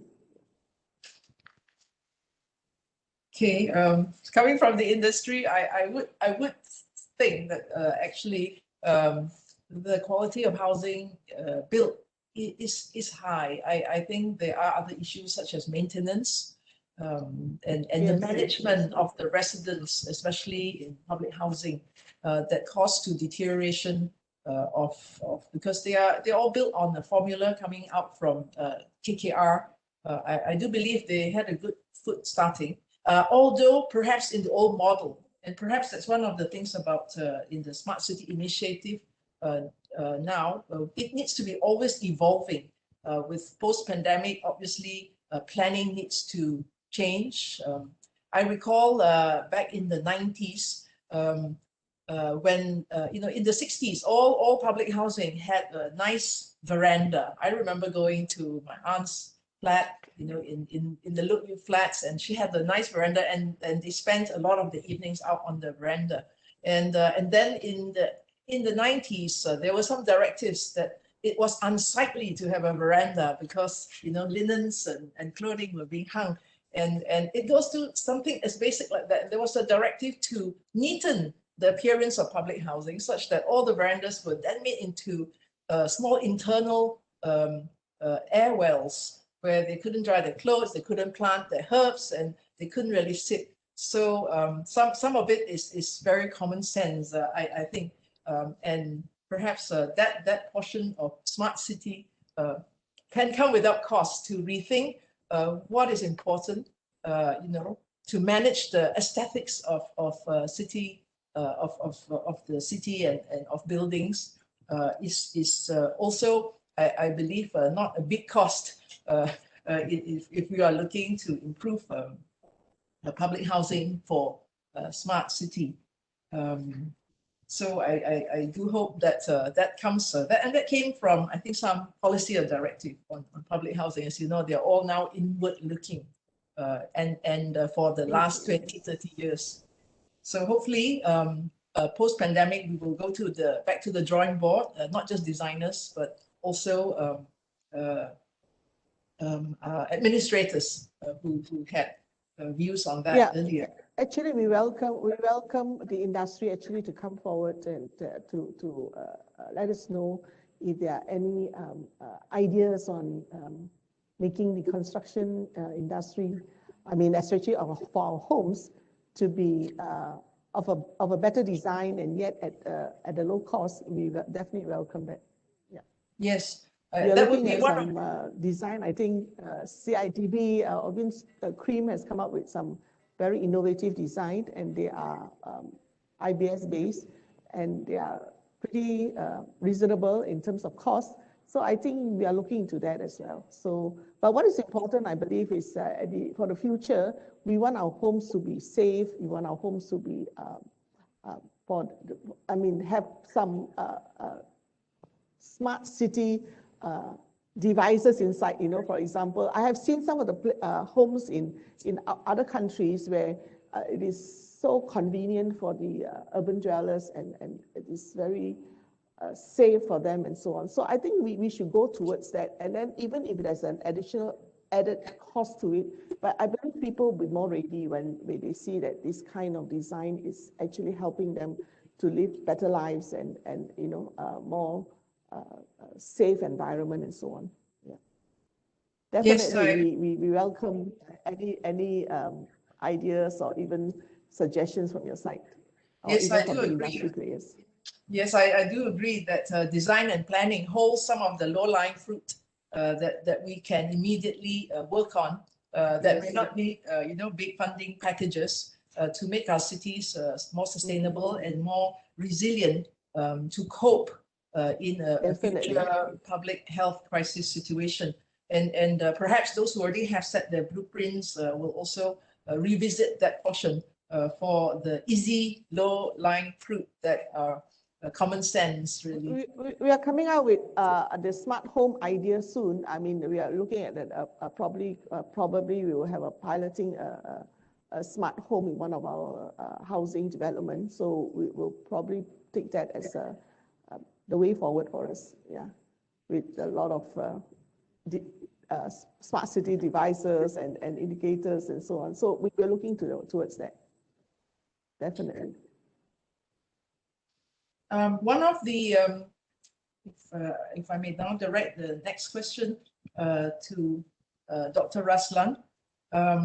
Clearly, when with ICT and with everyone all connected and linked, and the development of this common platform of data, people continue to have concerns about data privacy and data ownership. You know, we all already are fearful that, you know, Mark Zuckerberg and you know, will be trailing us and trying to decide what we're going to buy next. You know, Jeff Bezos will come in and figure out what you're going to need before you even think about it. So how do you deal with ownership of data, and or at least the perceived notion that personal individual privacy may be compromised when you go to a shared data platform? Thank you, Lillian. I think back to open data matters. I think this is not new. Issues keep crop up many times from the past until today. There are two aspects here we need to look on it. First, on the source of data. I think we cannot just thinking data came from public institution, for example. Because, for example, when people plan to develop the solution, they rely on the public, infrastructure, access to public data as a means to do to shape the solution and to come up with the right solution. That's one source of the data. Second, on the back to the private data, which is again is a very hot topic, and then not many people allow people to access private data. But as you aware, with the current internet age, data is everywhere. While you are protecting your private data, you assume everything being protected. It's not. Everybody can access the data in many ways.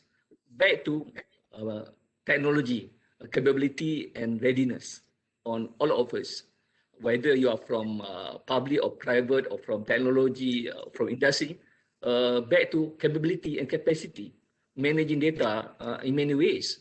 So to me, if you're talking about public open data, yes, there are many ways to achieve or to get that kind of data through many ways. Either you are working closely with the authority on that particular area, or you can get from the user side on that specific public data. But when you talk about private data, personal data, there's the major issue now, where everybody thought they should be protected. But like in the past, when we begin to introduce technology in our country, nobody knows how to apply, how to leverage on that particular technology. But we are evolved slowly in many ways. I still remember when ICT be introduced in our country, you can count how many people familiar with that particular technology. And then issue of data, access to information is already surfaced within that period of time. But again, to me, I don't have the specific answer for that question, but to me, back to capability and capacity at all levels. Managing data at individual level, at the organizational level, at country level, require a lot of effort by all partners, all stakeholders, and also up to individual level. So let's say at individual level, it's up to us finally, how we want to share, how we want to project, how we want to leverage, or how we want to generate value based on data we had at our level. So that require multiple engagement and then collaborative arrangement with all parties. So if you talk about smart city, I think data everywhere, data might from the authority, data might from individual user, data might from the public through the device we are using. So it's very complicated and dynamic, Lillian.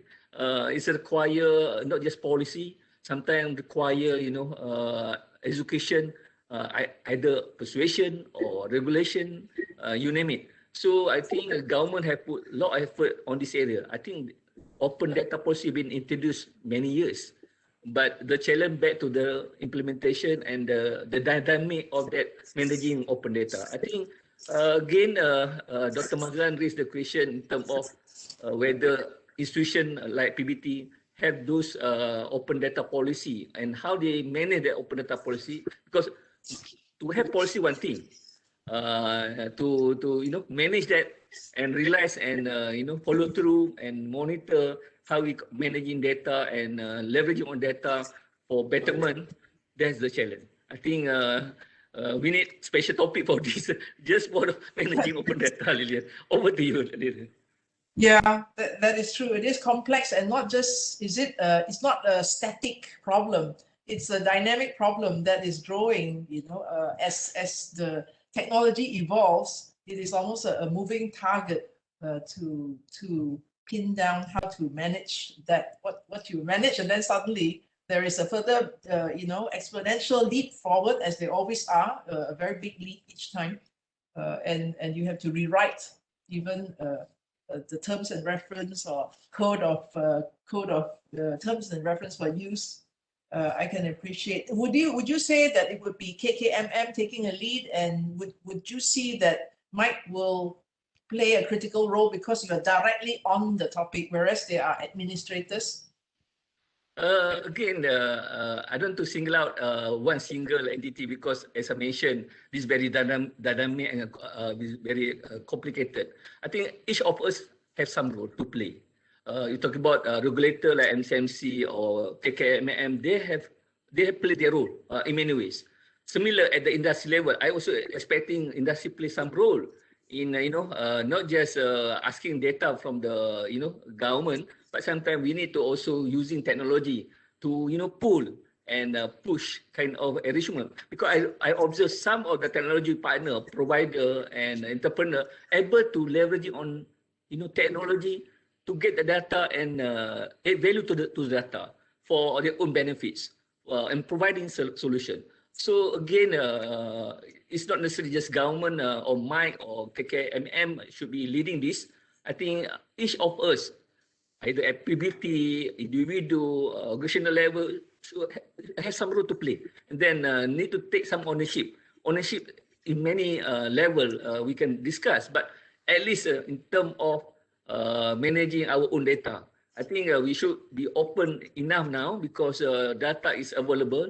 We should be able to leverage on data for our own purpose and then benefit to the entire society at large. So that's what I can mention. I don't want to just depending on a single organization to lead because this require multi-stakeholder, multi-champion in terms of addressing data for our value creation. Lilian. Yes, thanks, Dr. Raslan. What about the role of Jabatan Statistik Negara? It seems like every 2 years, the data comes out every 2 years because of the entire collection across the country. Will they need to speed up? Because 2 years is a long time in now the Internet of Things. And how do you foresee they also need to step up too? Because they will be a key factor if there is a universal platform. They would need to work in a different speed, different time clock. I'm not in the position to represent the Department of Statistics, but I can consider we have opportunity now because we talk about reset and in everything we are doing currently. And then not only that, our resetting is not just involve public institution, but also the entire society at large. So that means everybody can, contributing and also reassess how we are doing things. Like today, I'm glad because without physical, we still able to deliver and conduct this training. And then I think the significant result should be equal or much better with cost saving and less, physical space and so on. That will happen on the role of institution. I think.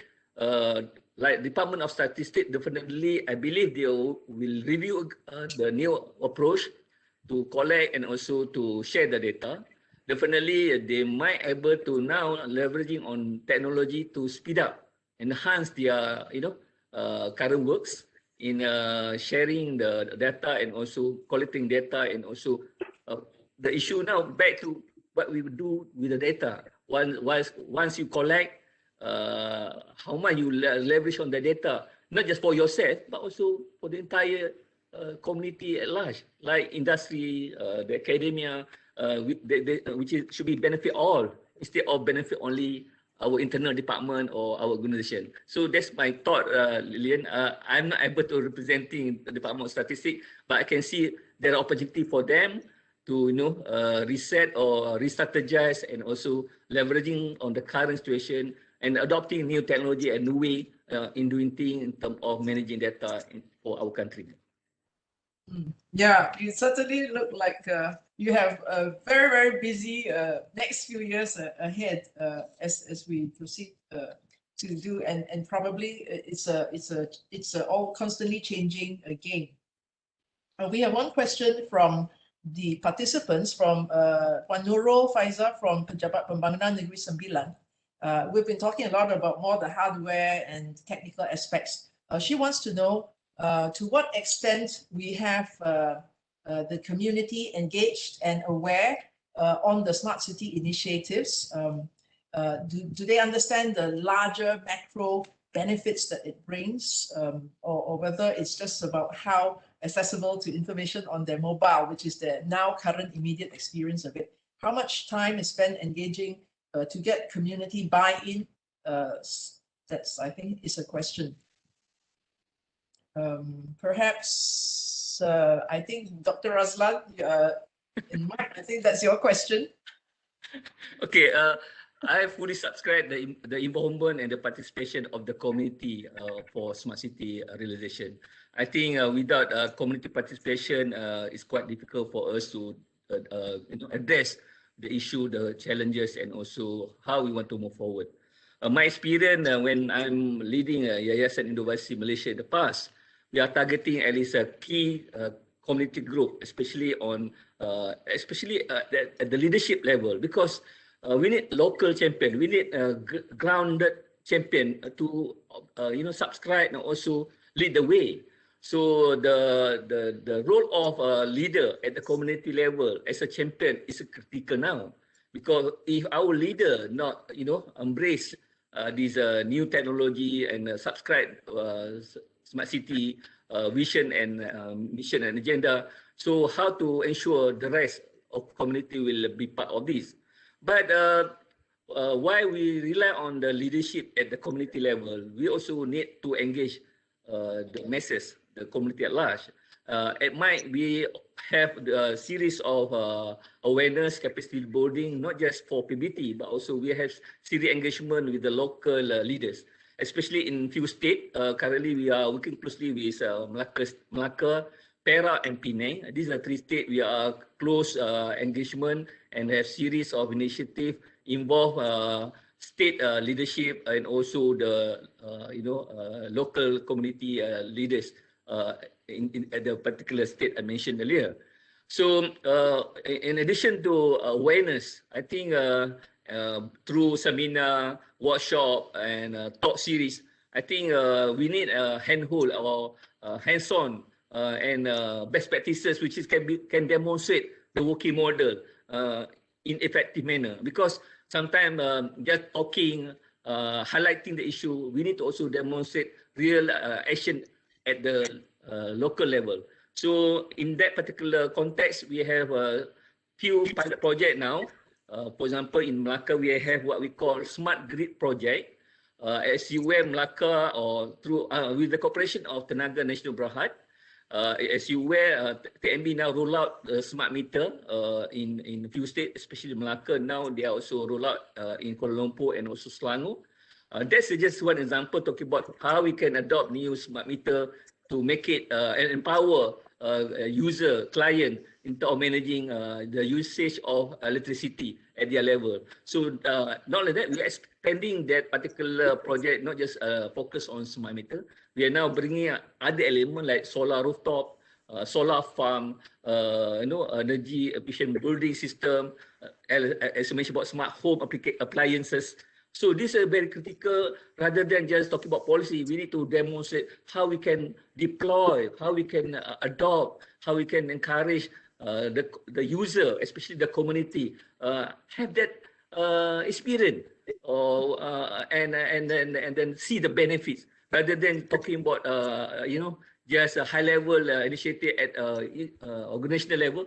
We need to ensure at the end of the day, majority of user, our community, our society, be part of that. They can get involved. Like now with the empowerment of smart meter, people as a user can observe the utilization of their electricity. So of course there are some challenges of addressing the expectation, but at least now I personally now can access into of my bill. And then can manage my consumption because of I can access the information rather than just receiving a physical or the bill from the TNB.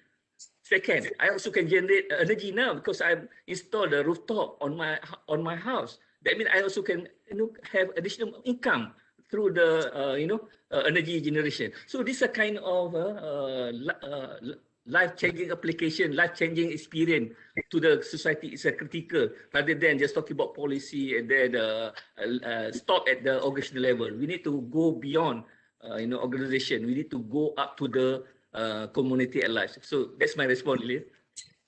Excellent response, Dr. Raslan. I think that, what you said about the need to have pilot projects to bring home the experience, to build the buy-in and engagement. I think that's something certainly are those smaller steps that those PBTs in the early stages could easily start on to build more support for their plans.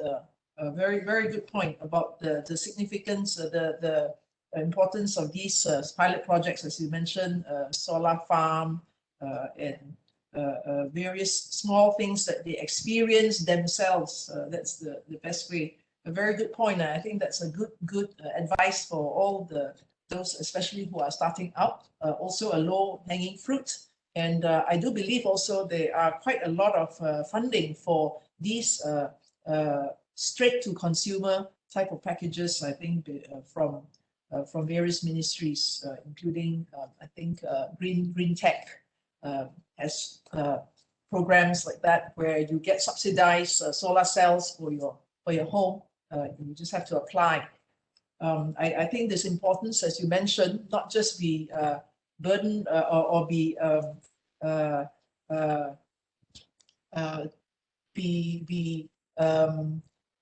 scared off by the largeness of the whole effort, but to humanize the application and day-to-day experience. I think that's a very, very strong message to all the PBTs to motivate them to get started and to start seeing first tangible results. That's very great advice for everyone. Thank you, Dr. Raslan. That's a good advice.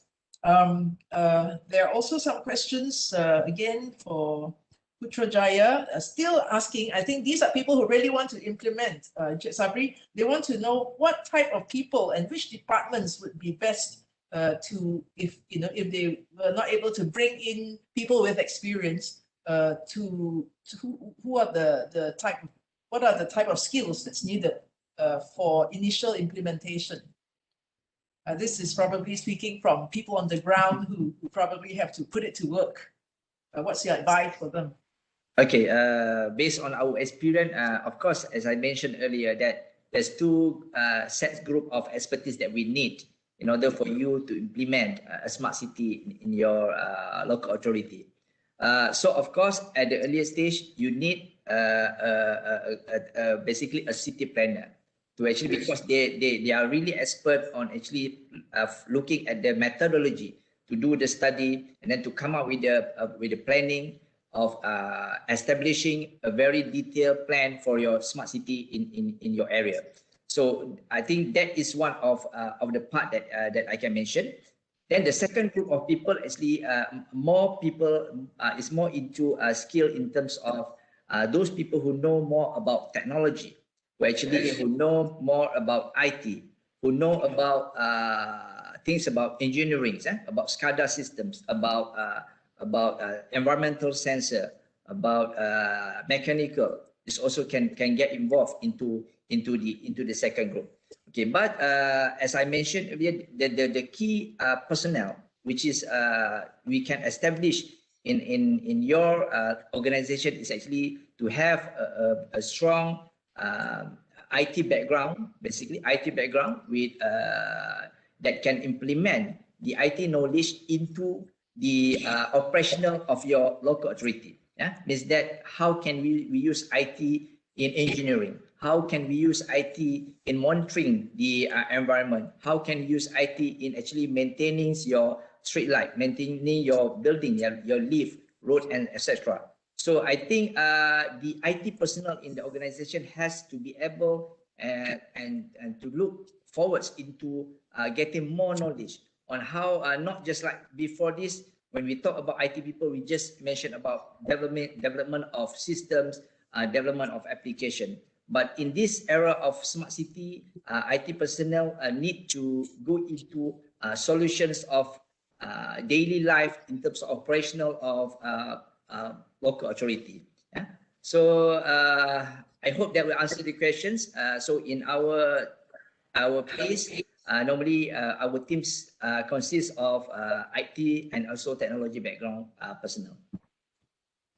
Thank you. So the answer is you need people with strong IT background, especially so perhaps that may need new hiring or training. Since previously, I think currently most people outsource IT support. Yeah. So what you're saying is it's actually good either to train or to include IT strong personnel with a strong IT background for the implementation into the administration and services, services. Okay, one question that I've wanted to ask, and I think is also integral to the SDG 11, is that how do we deal with the issue of managing electronic waste, electrical waste? You know, I always feel very guilty when I buy a new handphone, you know, or get a free handphone from Maxis. I feel that what am I going to do with all the plastic? You know, I can't take it apart. I don't know where to go to recycle. I don't know how to break it down. Long term, I think I need to ask this, Dr. Raslan. Besides building it, you know, looking at the cradle to grave issue and preparing for it, are we prepared? Are we also focused? Does the framework include how we cope with e-waste? And of course, on Dr. Elia's side, if you can also answer on construction waste, are we besides what we have already set in place at CIDB, what needs more to come in? But Dr. Raslan, how do we do with e-waste? A big question. Lilian, I think it's not just e-waste. We talk about managing waste in general also, because e-waste is one of the contribution of waste in our country. And then if you follow, the trend, now people talk about the circular economy. Rather than we looking waste as a waste, we should look, see waste as a resource. That's the new thinking in international level where I am able to participate. Where they see, instead of we are talking, dumping or putting waste as a waste, people want to see how we can consider this as a resource opportunity to generate new value, new product, new solution. That's one dimension I want to share. Instead of looking just at waste and then we are struggling, dealing that how many years already about waste management in our country. And that's one aspect I want to highlight. Second, as I mentioned, we are now resetting and then the new paradigm because of the pandemic. And then talking about, we need to also address this very seriously, because back to contributing into climate change and environment matters for our country. Again, technology solution always there, but the issue now to bring the key stakeholder to take up and take ownership and follow through adopting the new solution addressing waste is critical. I think definitely KPKT play very leading role on this area.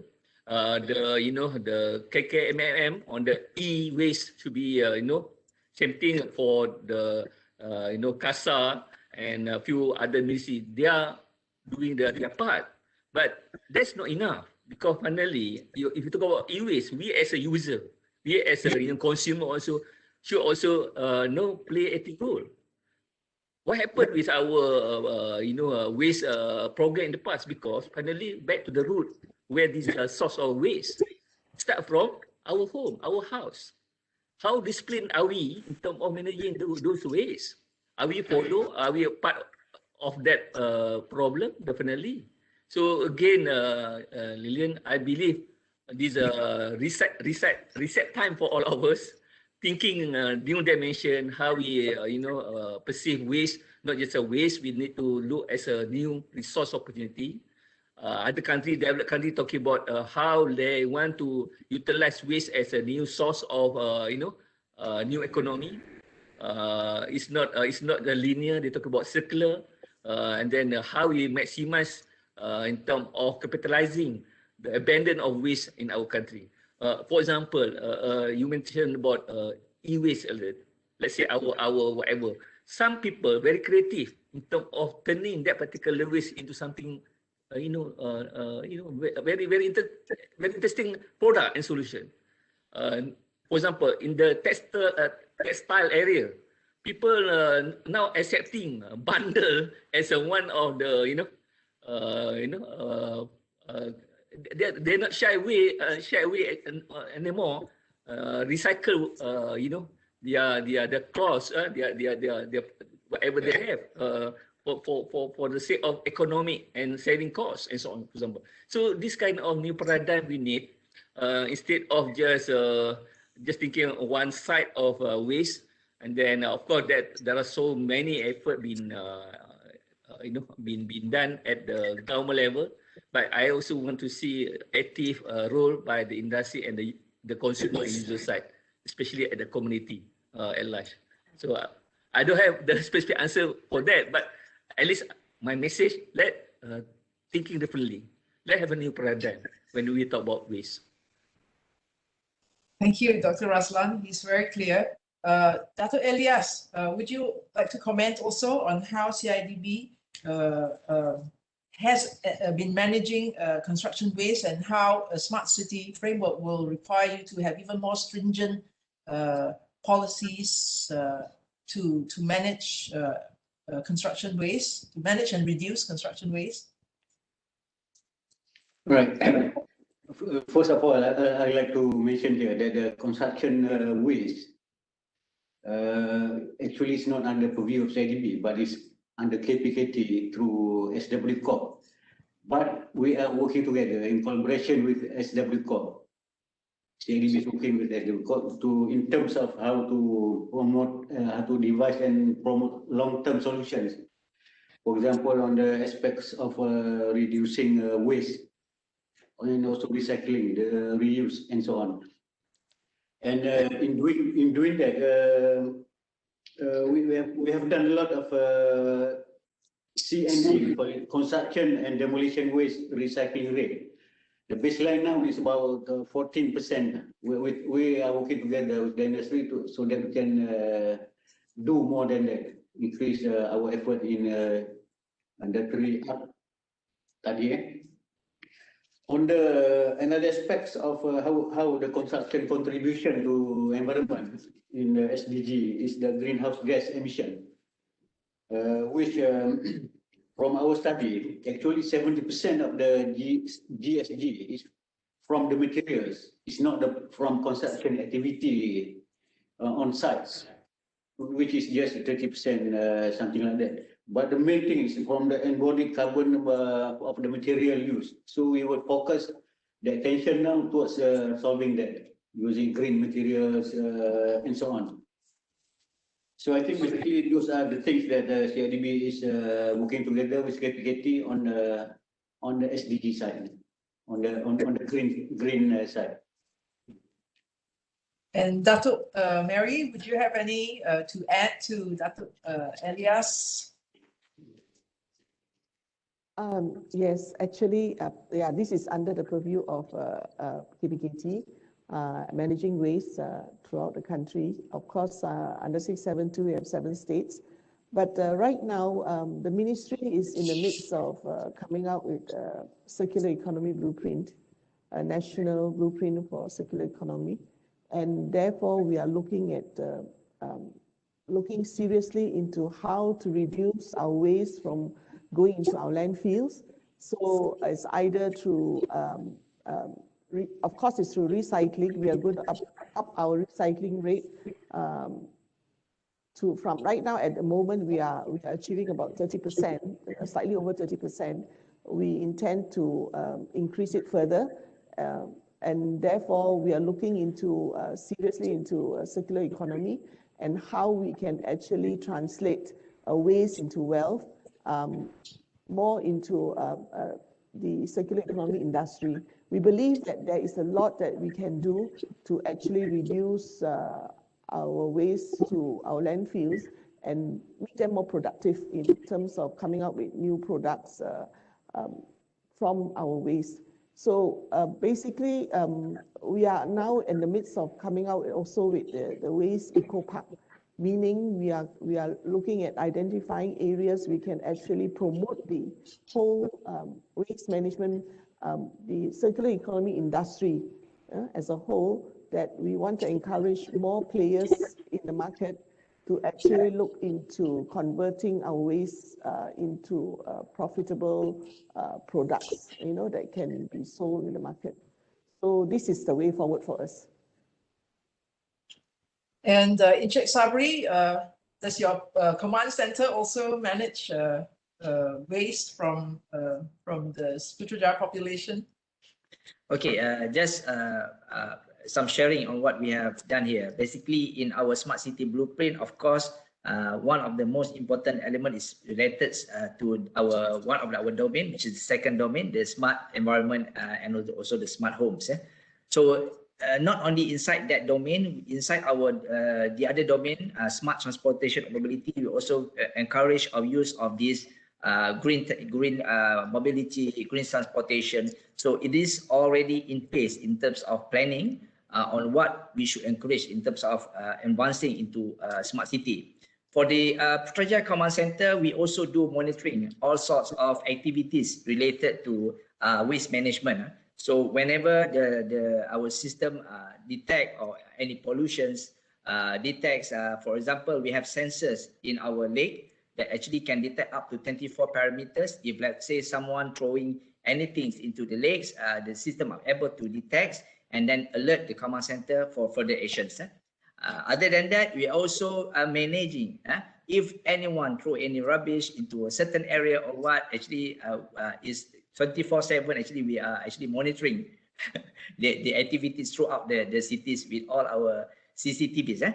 The CCTV that we use currently, it comes with intelligent video analytic, where it could be able to detect human behavior, especially suspicious human behavior, not only into criminal activities, but also any activities that relates to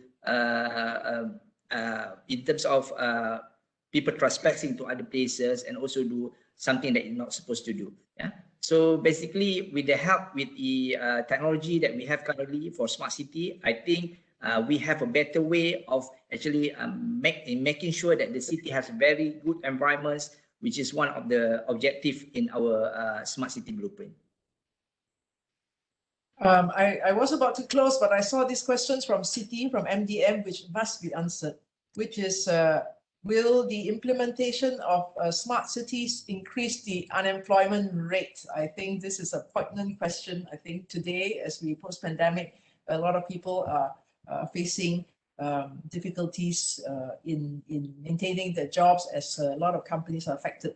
So how can we assure them that smart cities will not put people out of work? Dr. Raslan and Datuk Mary, I think we need to assure the people out there that machines are not going to take jobs away from people. Dr. Raslan? Very tough question. Nobody can guarantee anything. But again, I would like to consider it as opportunity rather than as a threat. Because if you talk about a threat, there are so many factors will influence or will back to job. Sometimes we can create new job through this kind of initiative. Don't talking about just losing job, but also some people have more job and more opportunity. You can see the current trend. I think you follow people can able to align themselves or they back to agility. How much we agile in terms of facing and addressing the current issue like COVID-19. But again, to me, instead of lost job, I would consider as an opportunity to create new job, and then either your job your own or working with others, and then technology allow you to do that. So that's what currently happen. I think the future trend also telling us it's not mean when we introduce smart city that mean we are losing a job. Sometimes we creating a new industry, new job opportunity for all. So I think take it positively. but nobody can guarantee whatsoever. Finally, that's depend on many factors. I can't say, oh, definitely job no longer exists. I don't want to say that because it's a very very complex matter.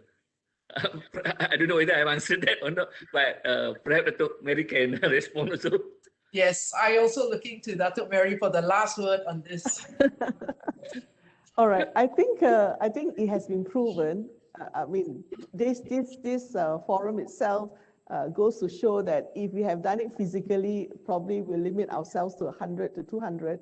I think now we can actually enroll 500 to 1,000 people. Now that is employment, okay? And that is what I say, opportunities. And I believe that with the smart city, people will become more innovative because you are given the opportunity to learn. You're given the opportunity to actually increase your knowledge, increase your know-how. I think during the, I'm not sure, but I've heard of so many testimonies of people during the MCO time that they have gained a lot of knowledge through online seminars, webinars, and so on. And I think these are opportunities for employment, and these are opportunities to actually go into areas where we have not done before. And people are gaining this know-how through these smart initiatives. That is, you know, this ICT availability and opportunities given. I think people are getting more creative and innovative through these times. And I believe that with the smart city, people will be more aware that, okay, I can do things another way and not the traditional, conventional way anymore. So it opens up a lot of opportunity. It depends on the person. And if you know how to take advantage of that, it's employment. Thank you, Dr. Mary, for reminding us it's just not cities and all these sort of large, vague, abstract things, but in the end, everyone will benefit from the opportunities from the smart city, from the new world, from the opportunities to learn, the democratization of access. On that note, I thank all the panelists and for a very a comprehensive discussion that goes to the heart of issues as well as all the technical stuff, and hope that the rest of the workshop they will be able to take the thinking and the ideas that has been raised by our honorable panelists today as they go through the details of implementation. Thank you very much. Back to you, Anusha. Thank you, Ms. Architect Lillian and fellow panelists for a fruitful session. Now, let's move on to our next session, Module 2. For this session, I will be inviting Muhammad Farabi Yusof, Head of Smart City Central Zone Project Office, PLANMalaysia. Mr. Farabi is the head of Smart City Unit at PLANMalaysia. Throughout his 17 years of service in government, he gained experience at federal, state, and local government level.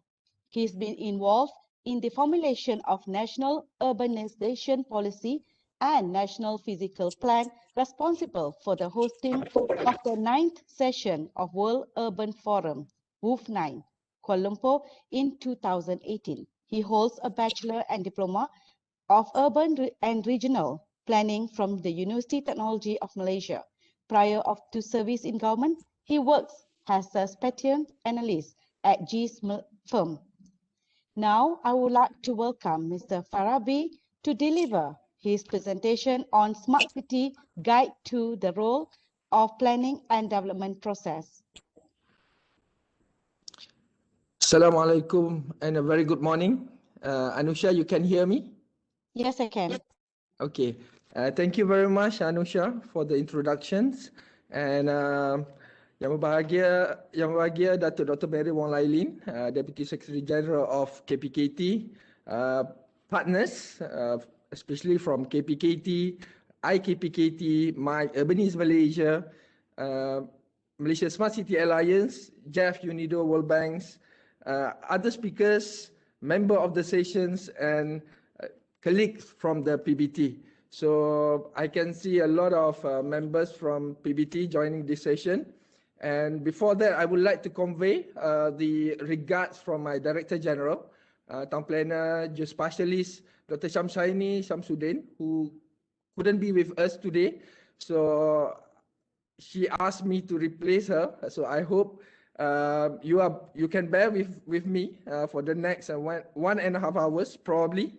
And okay, slide please.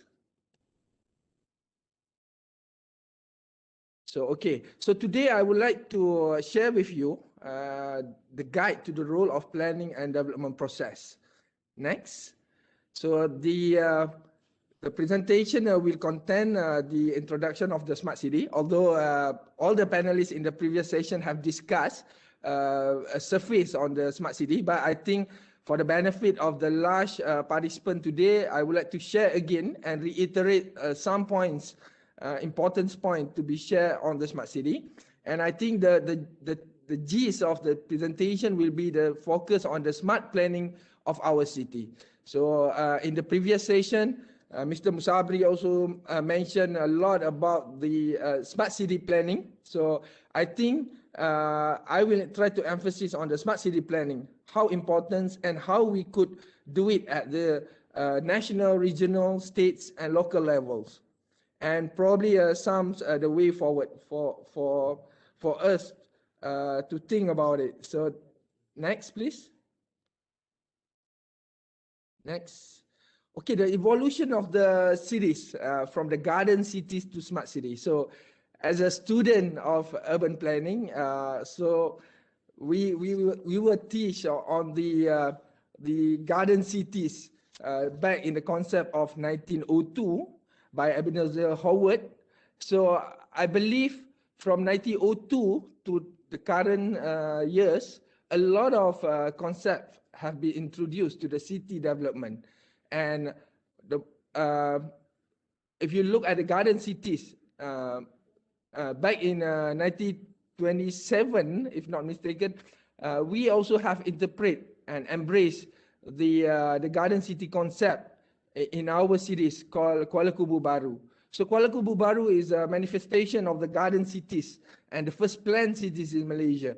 And after that, a lot of concepts have come out, Redburn Superblock, neighborhood concept, central place theory, regional growth theory, growth pole. And I think I fast forward to the most current, I think the low carbon cities framework have been introduced in the early 2000. And the most important things I believe back in 2015, the Sustainable Development Goals have been introduced. So SDG have been introduced to replace the Millennium Development Goals. And after that, the fourth industrial revolutions or industry forward have been introduced. And in the same year, new urban agenda also have been introduced. So at the global level, new urban agenda have been coded as the vehicles to achieve the Sustainable Development Goals. And after that, the smart city concept have emerged.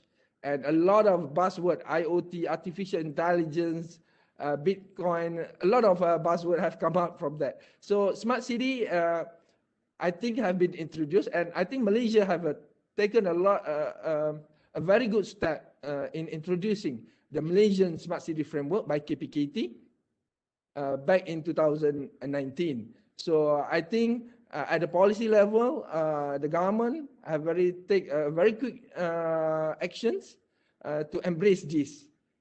Next, please. So I think it is good to share some of the key urban challenges that we face in Malaysia.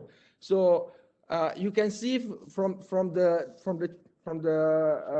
slides, urbanization in Malaysia have experienced a long-term evolution that shaped the city today. So you can, the population have increased. This data I take from the National Physical Plan back in 2005, 2010, 2018, and until the current years. You can see a lot of changes in the additional of the built-up areas from 3.32% to 9.4%. And also the population from 25 million to 31 million, or I would say while we are waiting for the official figures from the Department of Statistics, but we can easily say that now Malaysia have the population of 32.7%, and this rapid urbanization have a lot of urban challenges, and among others is increase in the solid waste, electric consumptions, water management, and we still have a high non-revenue waters, aging population. So our countries are going towards aging populations, where are the more than 50% are the age are above 60 years old. And apart from that, health issues is also, now we are still in the COVID-19 issues, so a lot of health issues. And vehicles, the number of car ownerships, Malaysia have one of the countries that have a very high car ownership. It is almost, if you look at the ratio, the car ownership that we have in 2020 is about 28.2 million vehicles. So it is almost equal to our population number, 32.7 million. So we also have a very environmental issues at the local levels, and crime rate is also increased in the cities. So these are the key urban challenges that we are facing day in, day out. And these challenges, if we didn't tackle in a smarter way in the future, is going to cause a havoc. And I think what have been discussed in the previous model, how smart city could be one of the tools to combat this challenge is very important. Next, please.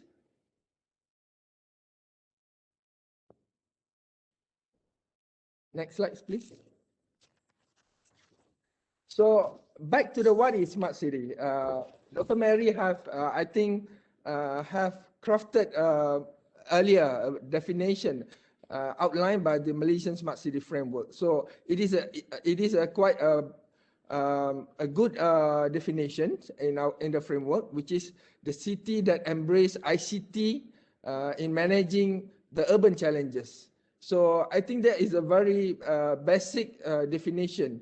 But what I want to highlight today is the actually definition by the ISO, International Standard Organization, which is it has been discussed by a lot of experts. And for me, this is the most comprehensive definition that I could say, which is I take the keyword city that increase the pace, provide social, economic, and environmental sustainability outcomes, and respond to the challenges.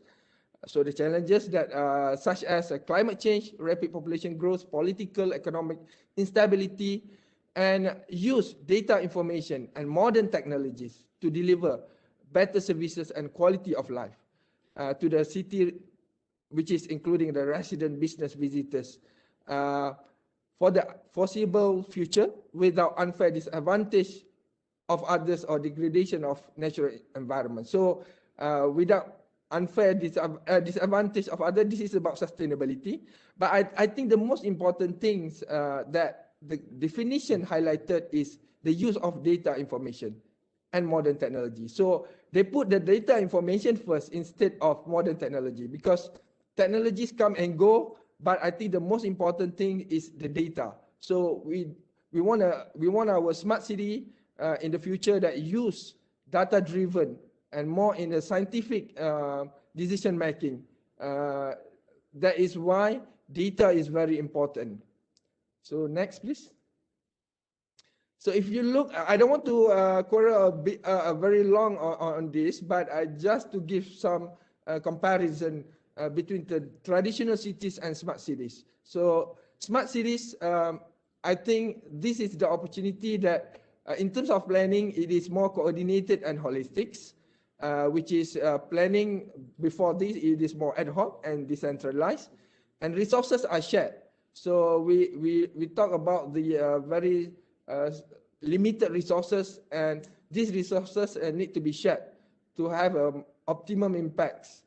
and cost saving are fully realized. And in the previous session also talk about the high capex for the implementation of the smart city. Yes, probably the capex is probably a bit high, but I think in the long run, the cost saving will be fully realized. Investment are scalable, and in terms of the urban planning and forecasting will be better. And in terms of the infrastructure, it will optimize the cutting edge technology. So a lot of the new technology is coming, and the city will be use the cutting edge technology for the benefit of the people. And of course, definitely improve the service level agreement. And I know the most of our local government here, I think being measured by the service. And we know that basic services that provided by the PBT, this is something that is always evaluated by the public or by the rakyat. System operators enjoy real-time reporting on infrastructure condition, predict and prevent problem such as what being shared by the Cik Musabri from Perbadanan Putrajaya earlier. And then this is the things that being used in the system operators. Next, please. From the ICT investment, it is more centrally planned rather than piecemeal. Before this, we have we plan our ICT investment based on the piecemeal and a very siloed.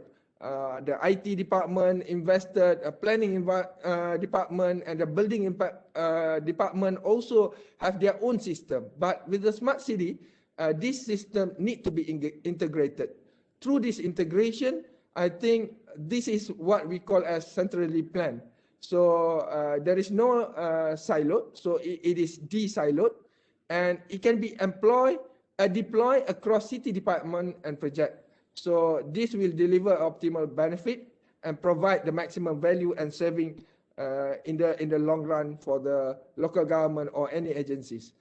Public engagement, before this, we know that public engagement is in Malaysia, especially if I can relate to the urban planning public engagement, is still a very low, and we try to increase. And through the smart city, a lot of new platforms have been introduced. Like today, we can meet online, and I do believe a lot of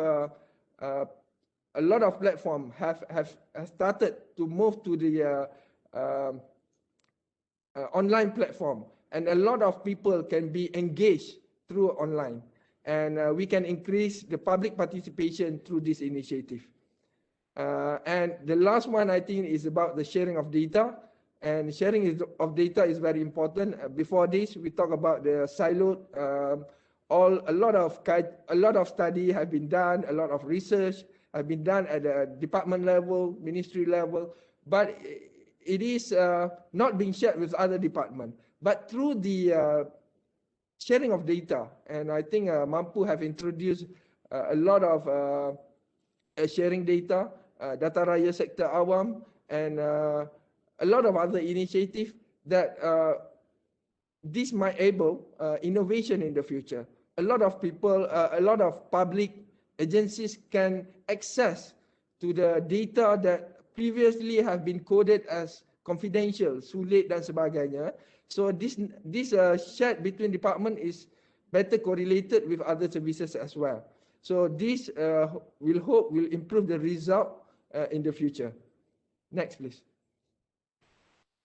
So talking about the smart city. So where we are now, if you look at there is not many smart city index or evaluation at the global level, but I do believe these are the two most significant evaluation of the smart city that we have for now. One is IMD Smart City Index, and another one is Cities Motion Index. So Kuala Lumpur, I just take an example of Kuala Lumpur, our capital cities. So for IMD Smart City Index in 2019, Kuala Lumpur have been placed at 72 out of 102 cities. So the measurement have been evaluate is including health, safety, mobility, activities, opportunities, and governance. And in 2020, Kuala Lumpur have shown increase in the position to the 54 out of 109 cities. So a bit of improvement for Kuala Lumpur. But however, in other index, Cities Motion Index, from the 174 cities, Kuala Lumpur is placed in 100th position, and in 2020 shown some decrease here from 100 to 106 from 174. However, the measurement might be different to the IMD Smart City Index, but this is more comprehensive for me, human capital, social, economic. So this is to show that where is our capital cities have been positioned in the global Smart City Index. So if we have 154 cities, so probably we can place our positions in the global situation. And this is a very emerging index to show us, and we have to step up to put a better position for our cities in the next evaluations or in the next index by any international evaluations. Next, please. So today I want to focus on the smart planning, smart city planning, smart planning our smart cities. So I try to, we have the planning framework that we have, but this is one of the effort that we would love to explore the smart city planning process at the national, regional, state, and local levels. And we want to go further up to the development control and detailed planning as well. So if you look, we have, before this, we have 3 tiers, but in this framework, we want to explore another level, which is development control and also a detailed planning. So if you look on the left side, we have the national planning at the ministerial level. We have 5 years Malaysian plan. We also have national physical plan, and we have sectoral policies and plan. And on the right side, which is equivalent to the sectoral policy, we have the Malaysian Smart City Framework by KPKT, what have been mentioned by Dr. Mary earlier.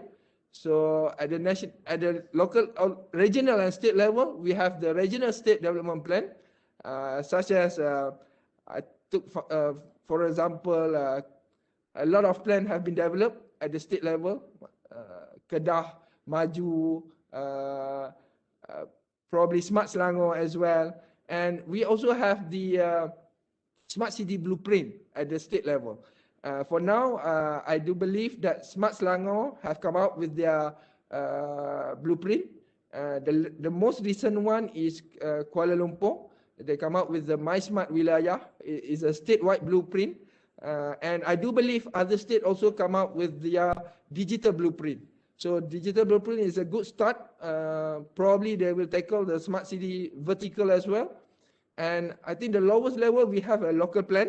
I think most of you, especially from the local government, you are familiar with the local plan and special area plan, or we call as a RKK. But not many, in terms of the smart city, have come up with the smart city action plan. So this is a very action-oriented blueprint that should be prepared at the local level. So for example, Putrajaya have come up with their blueprint. I think the most recent one, Ipoh, Majlis Bandaraya Ipoh, have come up with their blueprint. It's going to be launched very soon. Kuala Lumpur have come up with their master plan as well.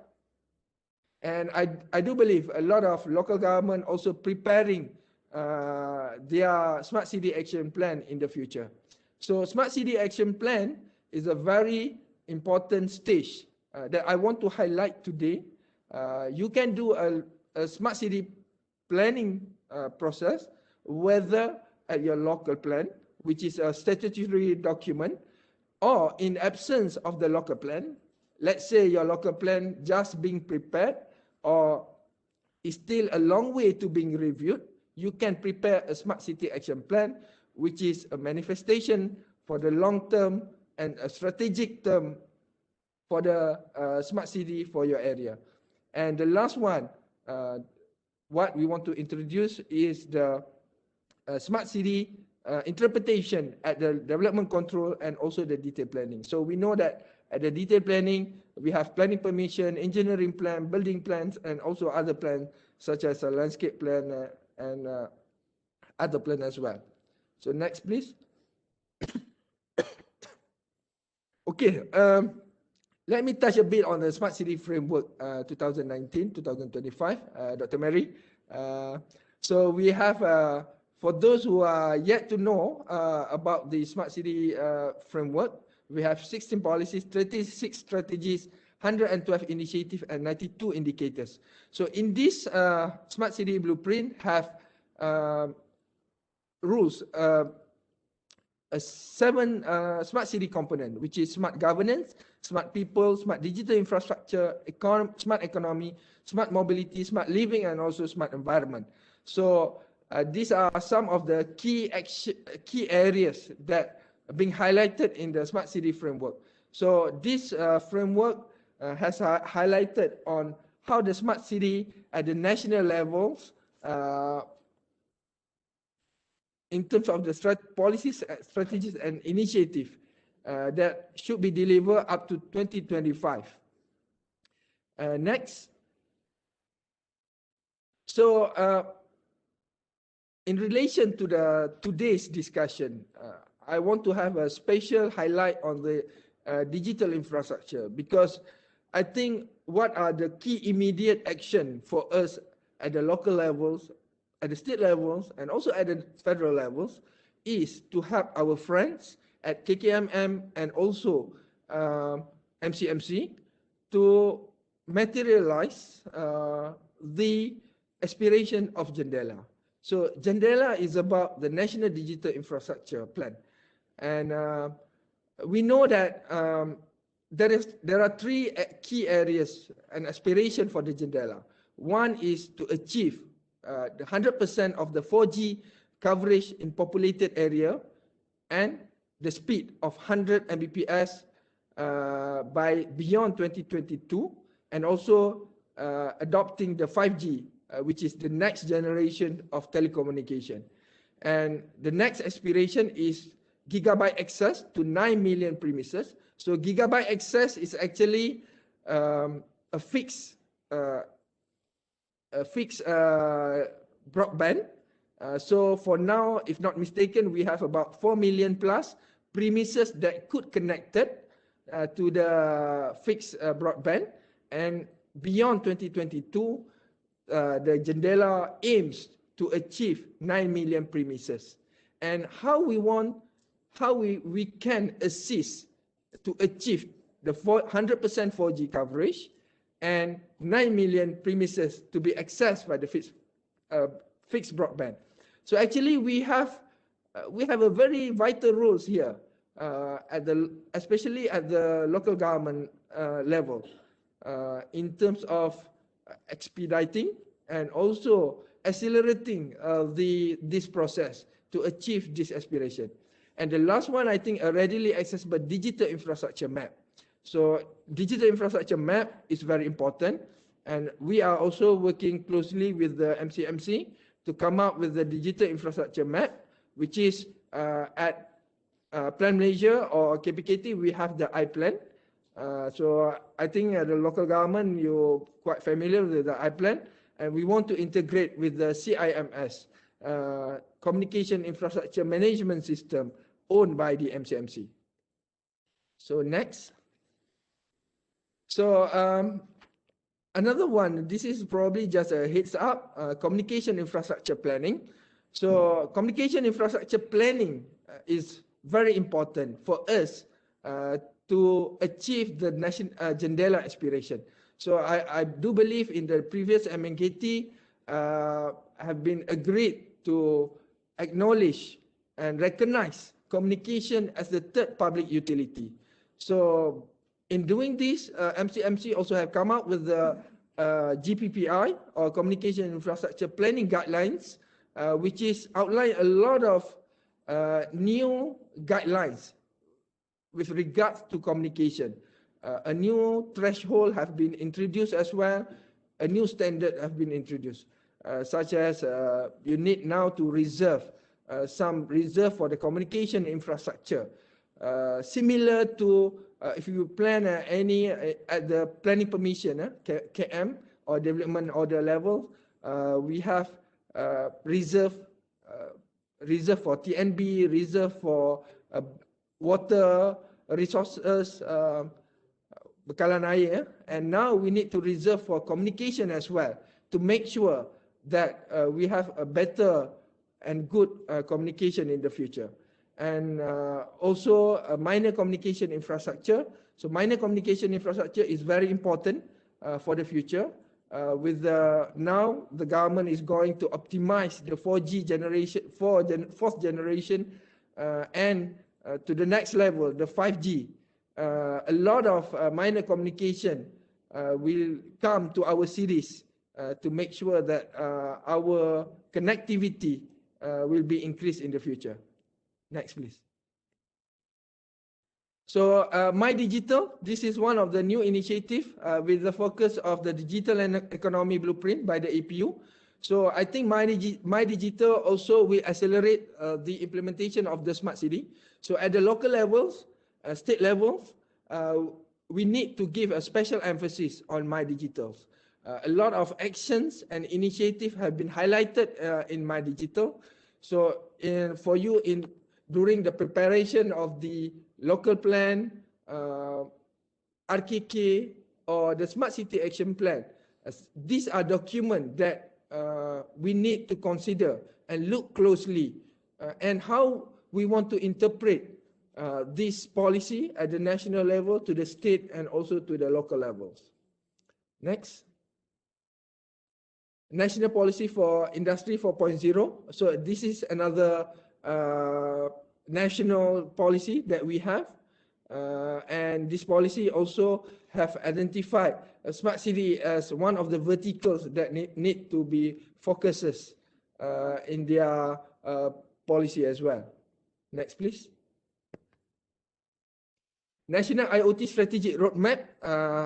I think this one, many of us didn't notice the existence of this roadmap as well.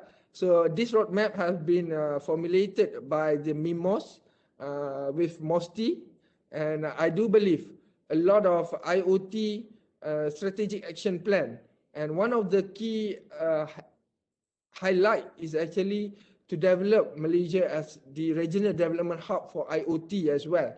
So this also, if I can relate to the smart city, a lot of innovation, I do believe, in terms of the development of the technology park that we have in our local plan, in our planning. So, for example, Kuala Lumpur have planned for artificial intelligence parks, and probably a lot of IoT park also could be planned at the innovation hub at every cities to spur and encourage more innovation in the future. Next, please. So this, I think, Green Technology Master Plan, this is not a recent one, but a lot of smart city initiatives also are aligned with the Green Technology Master Plan. And these are the one that have been discussed earlier about the waste, water, transport, energy, and these are the key element that can be aligned in our smart city preparation as well. Next, please. So at the national level, I would like to emphasize at the national levels, National Physical Plan have been, now is still under the formulation of the fourth National Physical Plan. And I think a lot of policy have taken into account the smart city, especially in terms of improving the smart digital infrastructure. So we want to achieve the smart nation objective in the future, and how we want to translate improving the digital infrastructure through our spatial strategies. So this need to be looked closely, and I think the other emphasis on the smart city is also not we want to develop a smart city that not on driven by the technology, but we want to embrace a people-centric smart city. So this is also need to be translated at the spatial level as well. So I do believe that the fourth national physical plan will craft strategies and initiative for the state and for the local level to follow through with the more actionable actions and initiative. Next, please.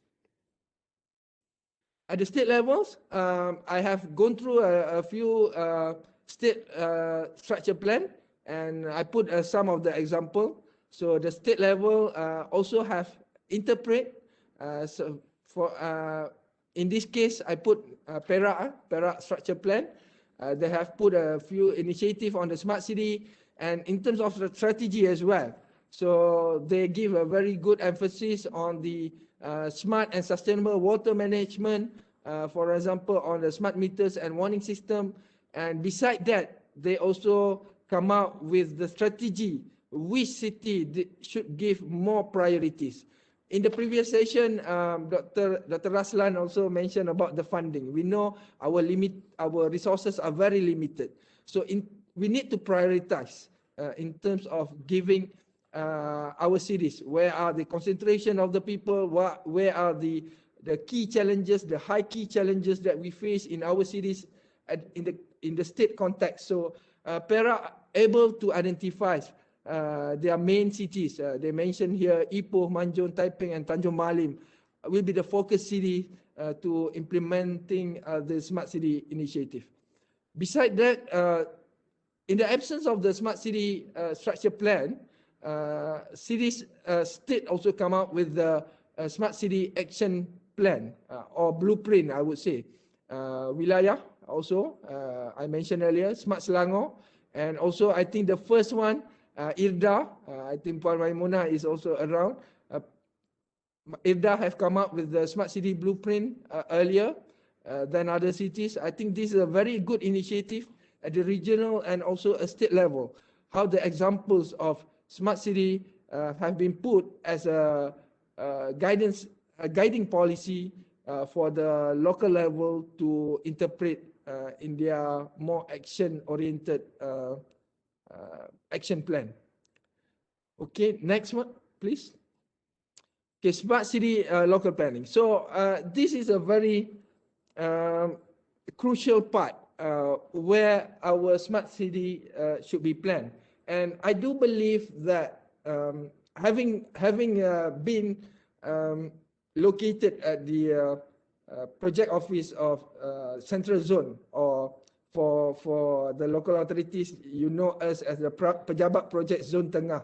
And I mean, working with the division that have been preparing a local plan and structure plan as well, this is also helped us to understand the need for the development plan and how we want to integrate and cater the problem of this digital infrastructure in our plan. In the previous session, I have been in the National Digital Infrastructure Lab as well, and we can see the gaps between the telecommunication infrastructure planning and also spatial planning. There is a big gap here, which is strategic planning have been done for the long term, while the telecommunication planning have been done for the short term ad hoc based on the demand. So this makes the gap is very clear and vital. And I do believe that local plan should be a platform to cater these issues, the fixed line issues and mobile issues in terms of where is the location and distribution of the tower, fixed line broadband in terms of the coverage, penetration rate, population, and also in terms of the next technology as well. So local plan through the telecommunication sectors can play a vital role in evaluating the readiness of the telecommunications at the local levels. Next, please. So local plan could also be tools for digital infrastructure telecommunication planning. So now we want to provide integrated information to the rakyat. So now rakyat can, wherever they move to the new housing area, they can check the availability of the network services provided that available in their areas, what are the best services that suit to them. So for now, with the integration, we yet to have the digital infrastructure map, but the collaboration between KPKT through PLANMalaysia and KMM through MCMC will provide an integrated information for the future to cater this information. And I do believe the preparation of the local plan as well will have the access to this information to make the telecommunication infrastructure planning is very at the micro level, not only at the macro level anymore. Next, please. So these are the examples of the telecommunications readiness study that can be done at the local levels. 3G network coverage, 4G, where is the coverage in terms of the spatial, and where is also the network coverage in terms of the Cooper line, where is the fiber line. So we could formulate whenever possible how to make the fiberization as our main priority, the area based on the point of interest and etc. So this is the example that the study that we have worked with MCMC for Labuan. We are preparing RKK Labuan earlier, and these are the same. This is the example of the information that we have in our study. Next, please. So this is also about the quality of the digital infrastructure as well, about the penetration rate.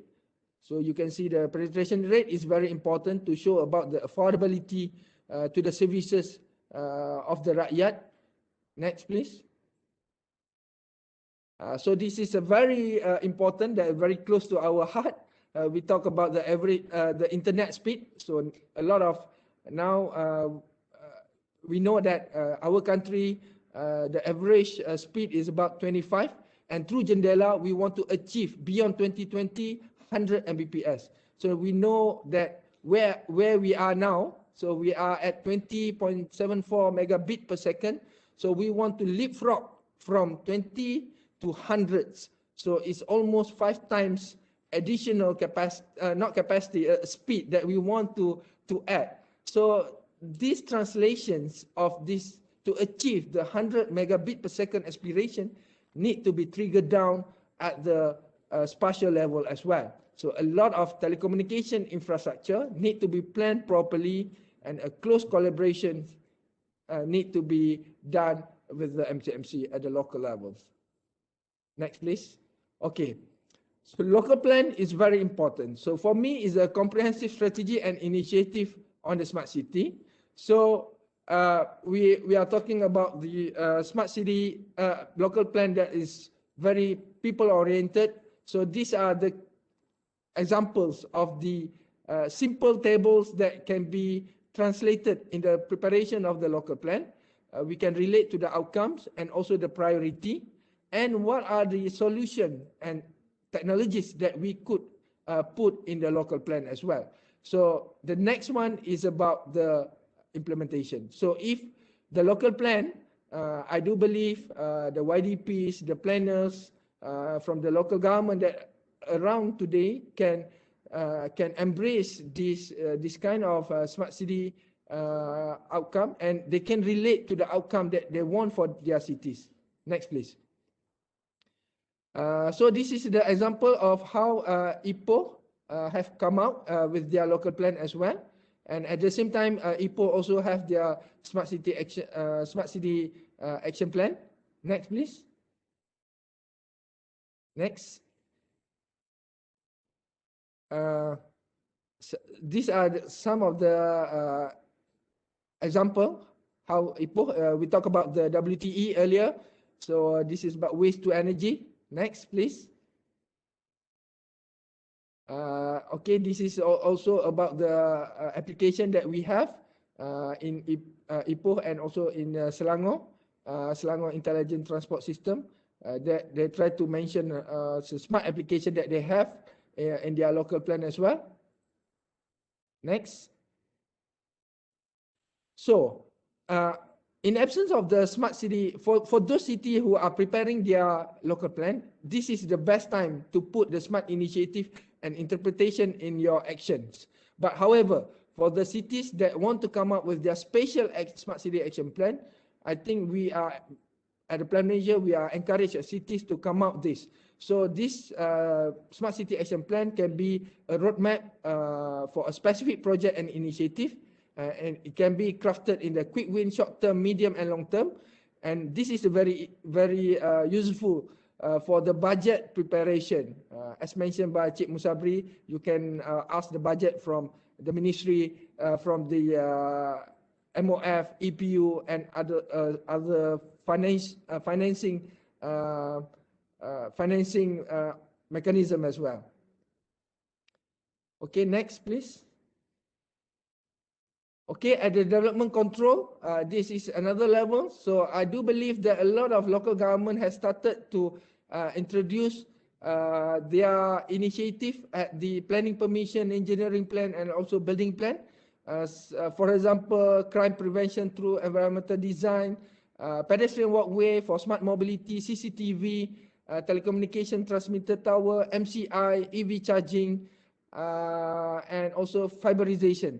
So these are key examples of the smart initiative and syarat-syarat or condition that you could put in your development order or planning permission stage. In the engineering plan, LED have been introduced, smart bus stop. At the building plan, you already put the spa, green building, and also the smart building as well. So I think this is very important because if we talk about the coverage or speed, I mentioned earlier, we don't have a problem actually. If you do a drive test speed outdoor, we can get a very good speed. But however, we're facing a lot of issue in terms of the internet speed if we are in the building. So this in-building coverage, communication is very important to tackle, and this need to be planned from at the earlier stage of the preparation of the planning permission or building stage. Next, please.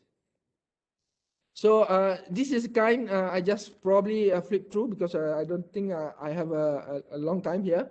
So how UK set their framework in terms of the digital infrastructure communication, digital infrastructure planning in their development process. So they have a national planning policy framework, which is equivalent to our national, to the national physical plan, regional plan, such as London plan. We have also state plan and as well. Of course, the level is different, and we have a local development framework, which is also equivalent to our local plan, and also at the detailed planning. So these are the planning stage that could integrate the smart city initiative and the levels that we need to interpret for our planning as well. So I think we have translated this in our planning framework that I mentioned in the earlier slide. So these are the stages that could be used. Next, please.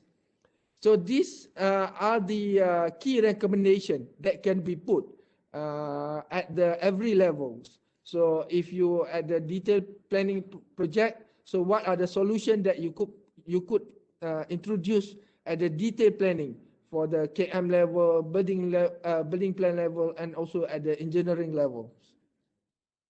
Next, please.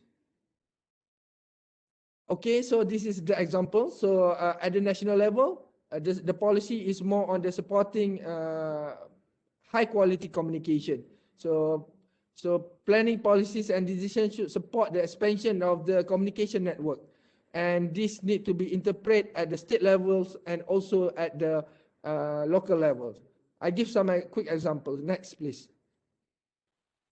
Okay, this is Manchester City Council, how their broadband connectivity interpret the policy at the UK, new building development must incorporate measures to facilitate digital connectivity, and Manchester is at the regional level, and how Salford have interpret the policy at their, because Salford is one of the city under the Manchester Greater Manchester, so they are trying to protect existing digital infrastructure. So this can be detailed out in their local plan levels. Next, please. So these are some of the examples. Probably I took some example from Putrajaya as well. So Putrajaya is one of the leading cities. So digital infrastructure such as command center is very vital, and this is one of the need to be given emphasis at the local government for the next rolling plan, if you want. So establish your digital infrastructure first. You can start small as well, but you could also go big as well, which is setting up the integrated command center is very important. Next, please. Smart environment, the water monitoring, such as that we have in Selangor. Mr. Musabri also explained how the lakes is very beautiful in Putrajaya. They have IoT devices that monitor the river, the lake classes as well. Next, please. Smart mobility. This is very close to rakyat hearts. How we want to commute. Smart Selangor is one of the initiative. Parking guidance systems, cashless payment, autonomous vehicles. Although this is new, but this is the way forward for the mobility in the future. Next, please. Smart economy. So smart economy, what been highlighted in My Digital is very important. So establishment, a lot of living labs and trainings, educations, smart people as well. So training, skill, the right skill for the right technology is very important, and it's very good. It's very best to nurture the younger generations especially in providing the right skill and critical thinking for the future. Next, please. Smart digital infrastructure. We talk about the Wi-Fi, and this is the digital infrastructure that have been implemented in Putrajaya. They have a very good planned digital infrastructure. But for other cities, we have a lot of small and intermediate cities here. So improving digital infrastructure is vital to any smart city implementation. I do believe you improve the digital infrastructure and all the smart application will come later and will grow as the innovation come. Next, please. So to wrap up this, I think this is the smart city development process that we should given a focus. So I do split this in 4 levels. The first one is planning, brainstorming, engage with the public, get to know what they really want, because we want to generate that smart city not only based on the technology driven but based on the people centric smart city. I think planning department is very good in this. Do your focus group discussion, engage with the public, identify your target groups, establish your objective, and set up your teams. And the second phase is about development of the project, execute your project, activate the implementation based on the teams. Putrajaya advised to set up a dedicated unit on the smart city for the local government that have the ability to have. Please go for that. And then a lot of during the development project, a lot of engagement with the industry as well. And the next one, the phase 1 is monitoring and evaluate what are the maturity index of the implementation, what have been done, what are the outcomes of the implementation. And I think the last one is about communication, which is you need to always communicate to the public and to the people what are the outcomes and output of any initiative and strategy that have been implemented, and also conform to the standard at the international level as well. So it is good that we benchmark with global cities, what are the initiatives that we have done, so that our smart cities initiative that we do is always at the global perspectives and benchmarking as well. So next, please. So the way forward, so this is not the way forward that, this is just to share what we have in our pipeline here, especially at KPKT through PLANMalaysia. So we know that smart city, the data is very important. So we are establishing a Malaysian Urban Observatory, and Urban Observatory is an urban platform at the national level to form a comprehensive and inclusive urban data management. And under this, we are going to have one national smart city platform. So all the smart city platform we intend to integrate in the future. It is always our dream to have all 154 local government integrate to national smart city platform, and this is big data that we could have in the future, and we could do wonders with this a lot and vast information, especially on the big data analytics as well, based on the real-time data sharing, data-driven decision making, and through the implementation of the smart city throughout the cities in Malaysia. Next, please. Smart city standards and accreditation. Ultimately, we want to accredit which cities are smart based on the global standard, and for that, KPKT through PLANMalaysia and standard department are working to formulate standards, a lot of smart city standard.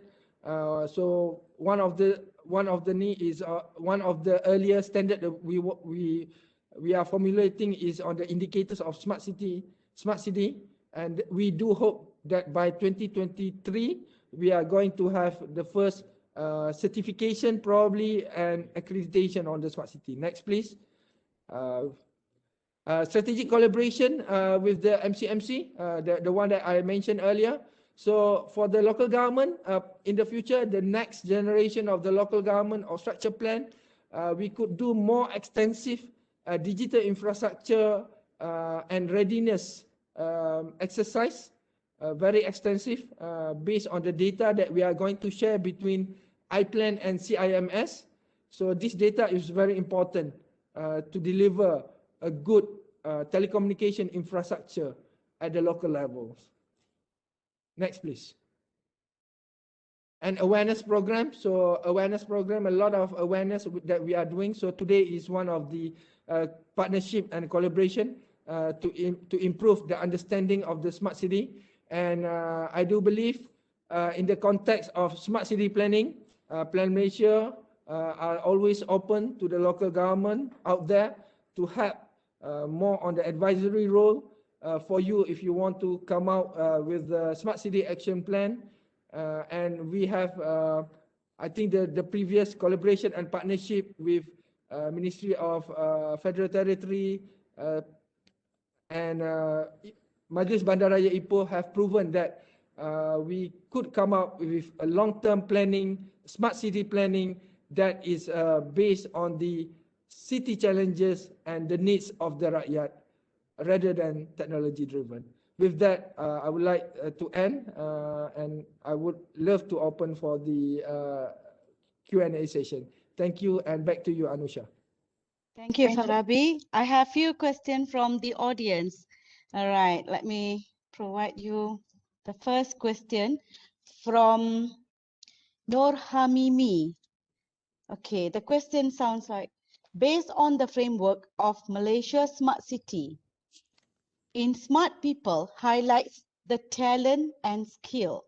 Can you explain if Malaysia has identified the specific skills in each of the smart cities that should have from the smart cities personnel? Yes, thank you very much for the question, Hamimi. And I think in smart city, there are a few key areas that we could focus on developing the right skills and also the right human resources. So one of the emphasis is on the STEM, science, technology, kejuruteraan, and mathematics. So this is a very important if we relate this to the Industry 4.0 as well. So the skills on the technology, ICT, 4IR, on robotics, artificial intelligence, e-sport as well. So these are the kind of the skill that need to be given emphasis at the training levels and also at the nurturing of the skill. And I do believe that a lot of schools have started to come out with the robotics competitions.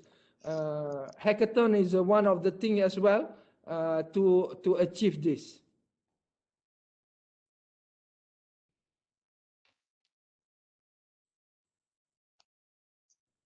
Okay.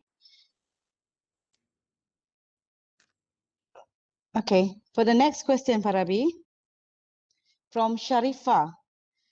Given the economic condition of the people of Malaysia, where lower income earners are still high or many, how does Smart City able to help the poor given its cost of infrastructure and maintenance demands 24/7 connectivity and power supply, security issues in terms of public data? Can this possibly lead towards social discrimination? How successful is Malaysia so far in digitalizing this nation? How far has it reduced the income inequality gap? Okay, thank you, Sharifah, for the question. A lot of question in one question, but actually I try to answer this. Given the perspective of Plan Malaysia, we always talk about the left no one behind. So digital gap is very important in developing the smart city itself. So these digital gaps need to be tackled. I think the first perspective is to get more people connected. So the first one is, I think the provisions of the connectivity, the right to access to connectivity is very important. So through this digital infrastructure emphasis, we try to make sure that all of us, all the people of the public of Malaysia could get access to the connectivity. And the issue of affordability to connectivity is another issue. And we do believe when the digital infrastructure has been scaled up throughout the Malaysia, I think a competitive rate to the rakyat, which is affordable, can be achieved. And probably a lot of provision of the free Wi-Fi as well by the local government. Now a lot of local government have provided this. And after that, we talk about how the digital connectivity, digitalization could improve the economic of the rakyat. So this is another issue that I think in my digital have highlighted the importance of the digital economy. So I think a lot of opportunity that could be provided, especially at the local levels. I take for example in Perak, because we involved with Majlis Bandaraya Ipoh in preparing their smart city action plan. There is a lot of platform. We find out that it is almost not only in the local government, but beyond at the city level of Ipoh. There is 24 platforms that have been introduced to spur the economic growth of the city of Ipoh. And in Ipoh, they are very lucky. They have, especially in Perak, they have the I-KPKT, which is an agency who coordinated this economic development through digitalization. And they have come up with a very fantastic platform to integrate all the local businesses in Perak. So this could also be integrate with the other platform, national platform as well, such as Lazada, Shopee, And I do believe in the long run, this will help the economic viability of the rakyat and the local resident. All right. Thank you, Farabi. All right. The next question is from Mazlan from Favorayat. Sorry. You have mentioned that the need of the planning team. Will this the same team that will become the team in the Project Management Office, PMO, that will monitor the progress of the project and the KPI? Many smart cities fail because there is no dedicated team to continuously plan, monitor, and promote the project. Thank you, Dr. Mazlan. I think this there are a few models that could implement this. For example, I love to see the models developed by the Perbadanan Putrajaya as well, which is at the initial stage have been developed by the urban planning team. You set the aspiration based on the key challenges of the city. Then, however, it being executed by the smart city divisions, a dedicated smart city division, which is led by the ICT background team. And I think this is a very good example. I do believe Cik Musabri have led their team in translating the Putrajaya's smart city blueprint very well, and using the current and the most recent technology to cater the urban challenges. So it's a mixture. But however, I do believe also smart city, we call as a smart city implementation office, need to be established at the local level to monitor from the beginning, from the planning stage up to the implementation level. So smart city implementation office could be established at the local levels, and could also we need another platform which is beyond the local government to look at the issues at the more higher level, probably at the city-wide levels and also at the state level, and to integrate this with other initiatives as well. All right. Next question is from Atira Tan. You've spoken about the importance of data and innovation. Is there going to be access given to innovators to data from the cities for their technology development? Thank you, Atira from Cyberjaya, if not mistaken, Atira. Yes. If you, okay, yes, innovation play a vital role in the innovation of the smart city for the long run. As far as my concern and my understanding, yes, we at the national level, Mampu have started the open data initiative, and I have visited and looked at certain data that have been put under the data raya sector awam, I would say that, and some of the data is not a really open data that to be used for the innovation of the smart city. The data is very static, it's still in the Excel file.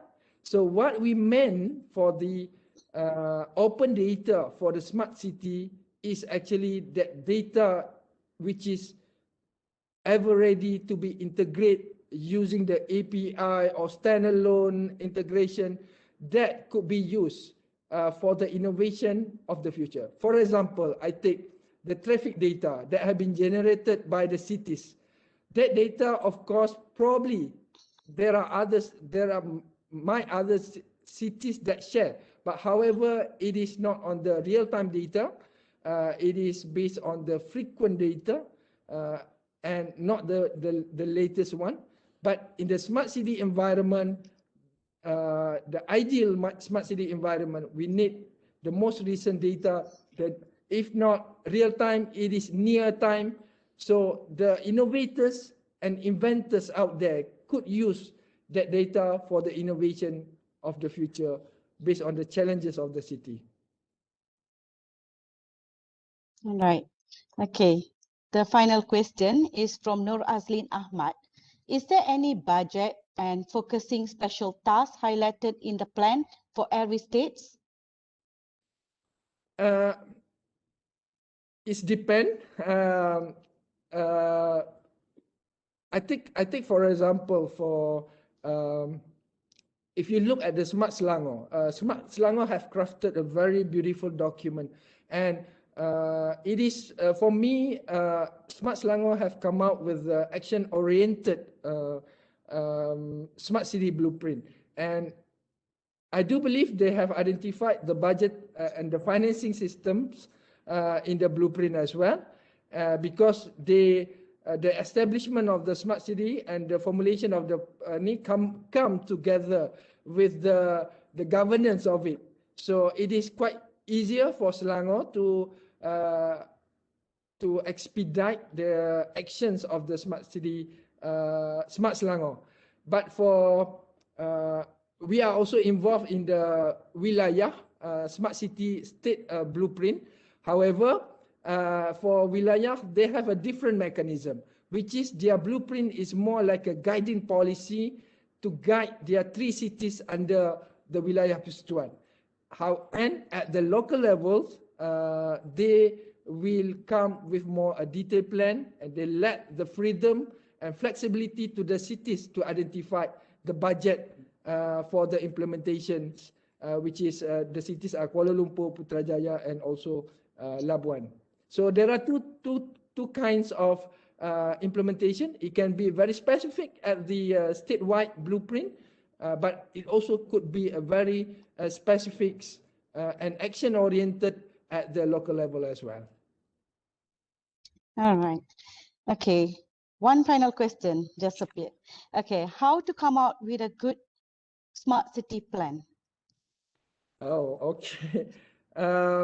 Of course, a smart city plan or good smart city planning is for me.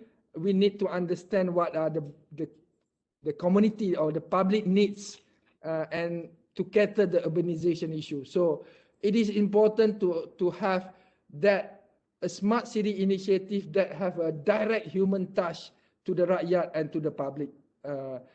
Probably, I still remember what being mentioned by the minister earlier. So we want a smart city that really, when people being in a smart city, they can feel that they are in the smart city. And this, a lot of engagement, I think, need to be engaged with the publics. And this engagement need a very special treatment, not based on the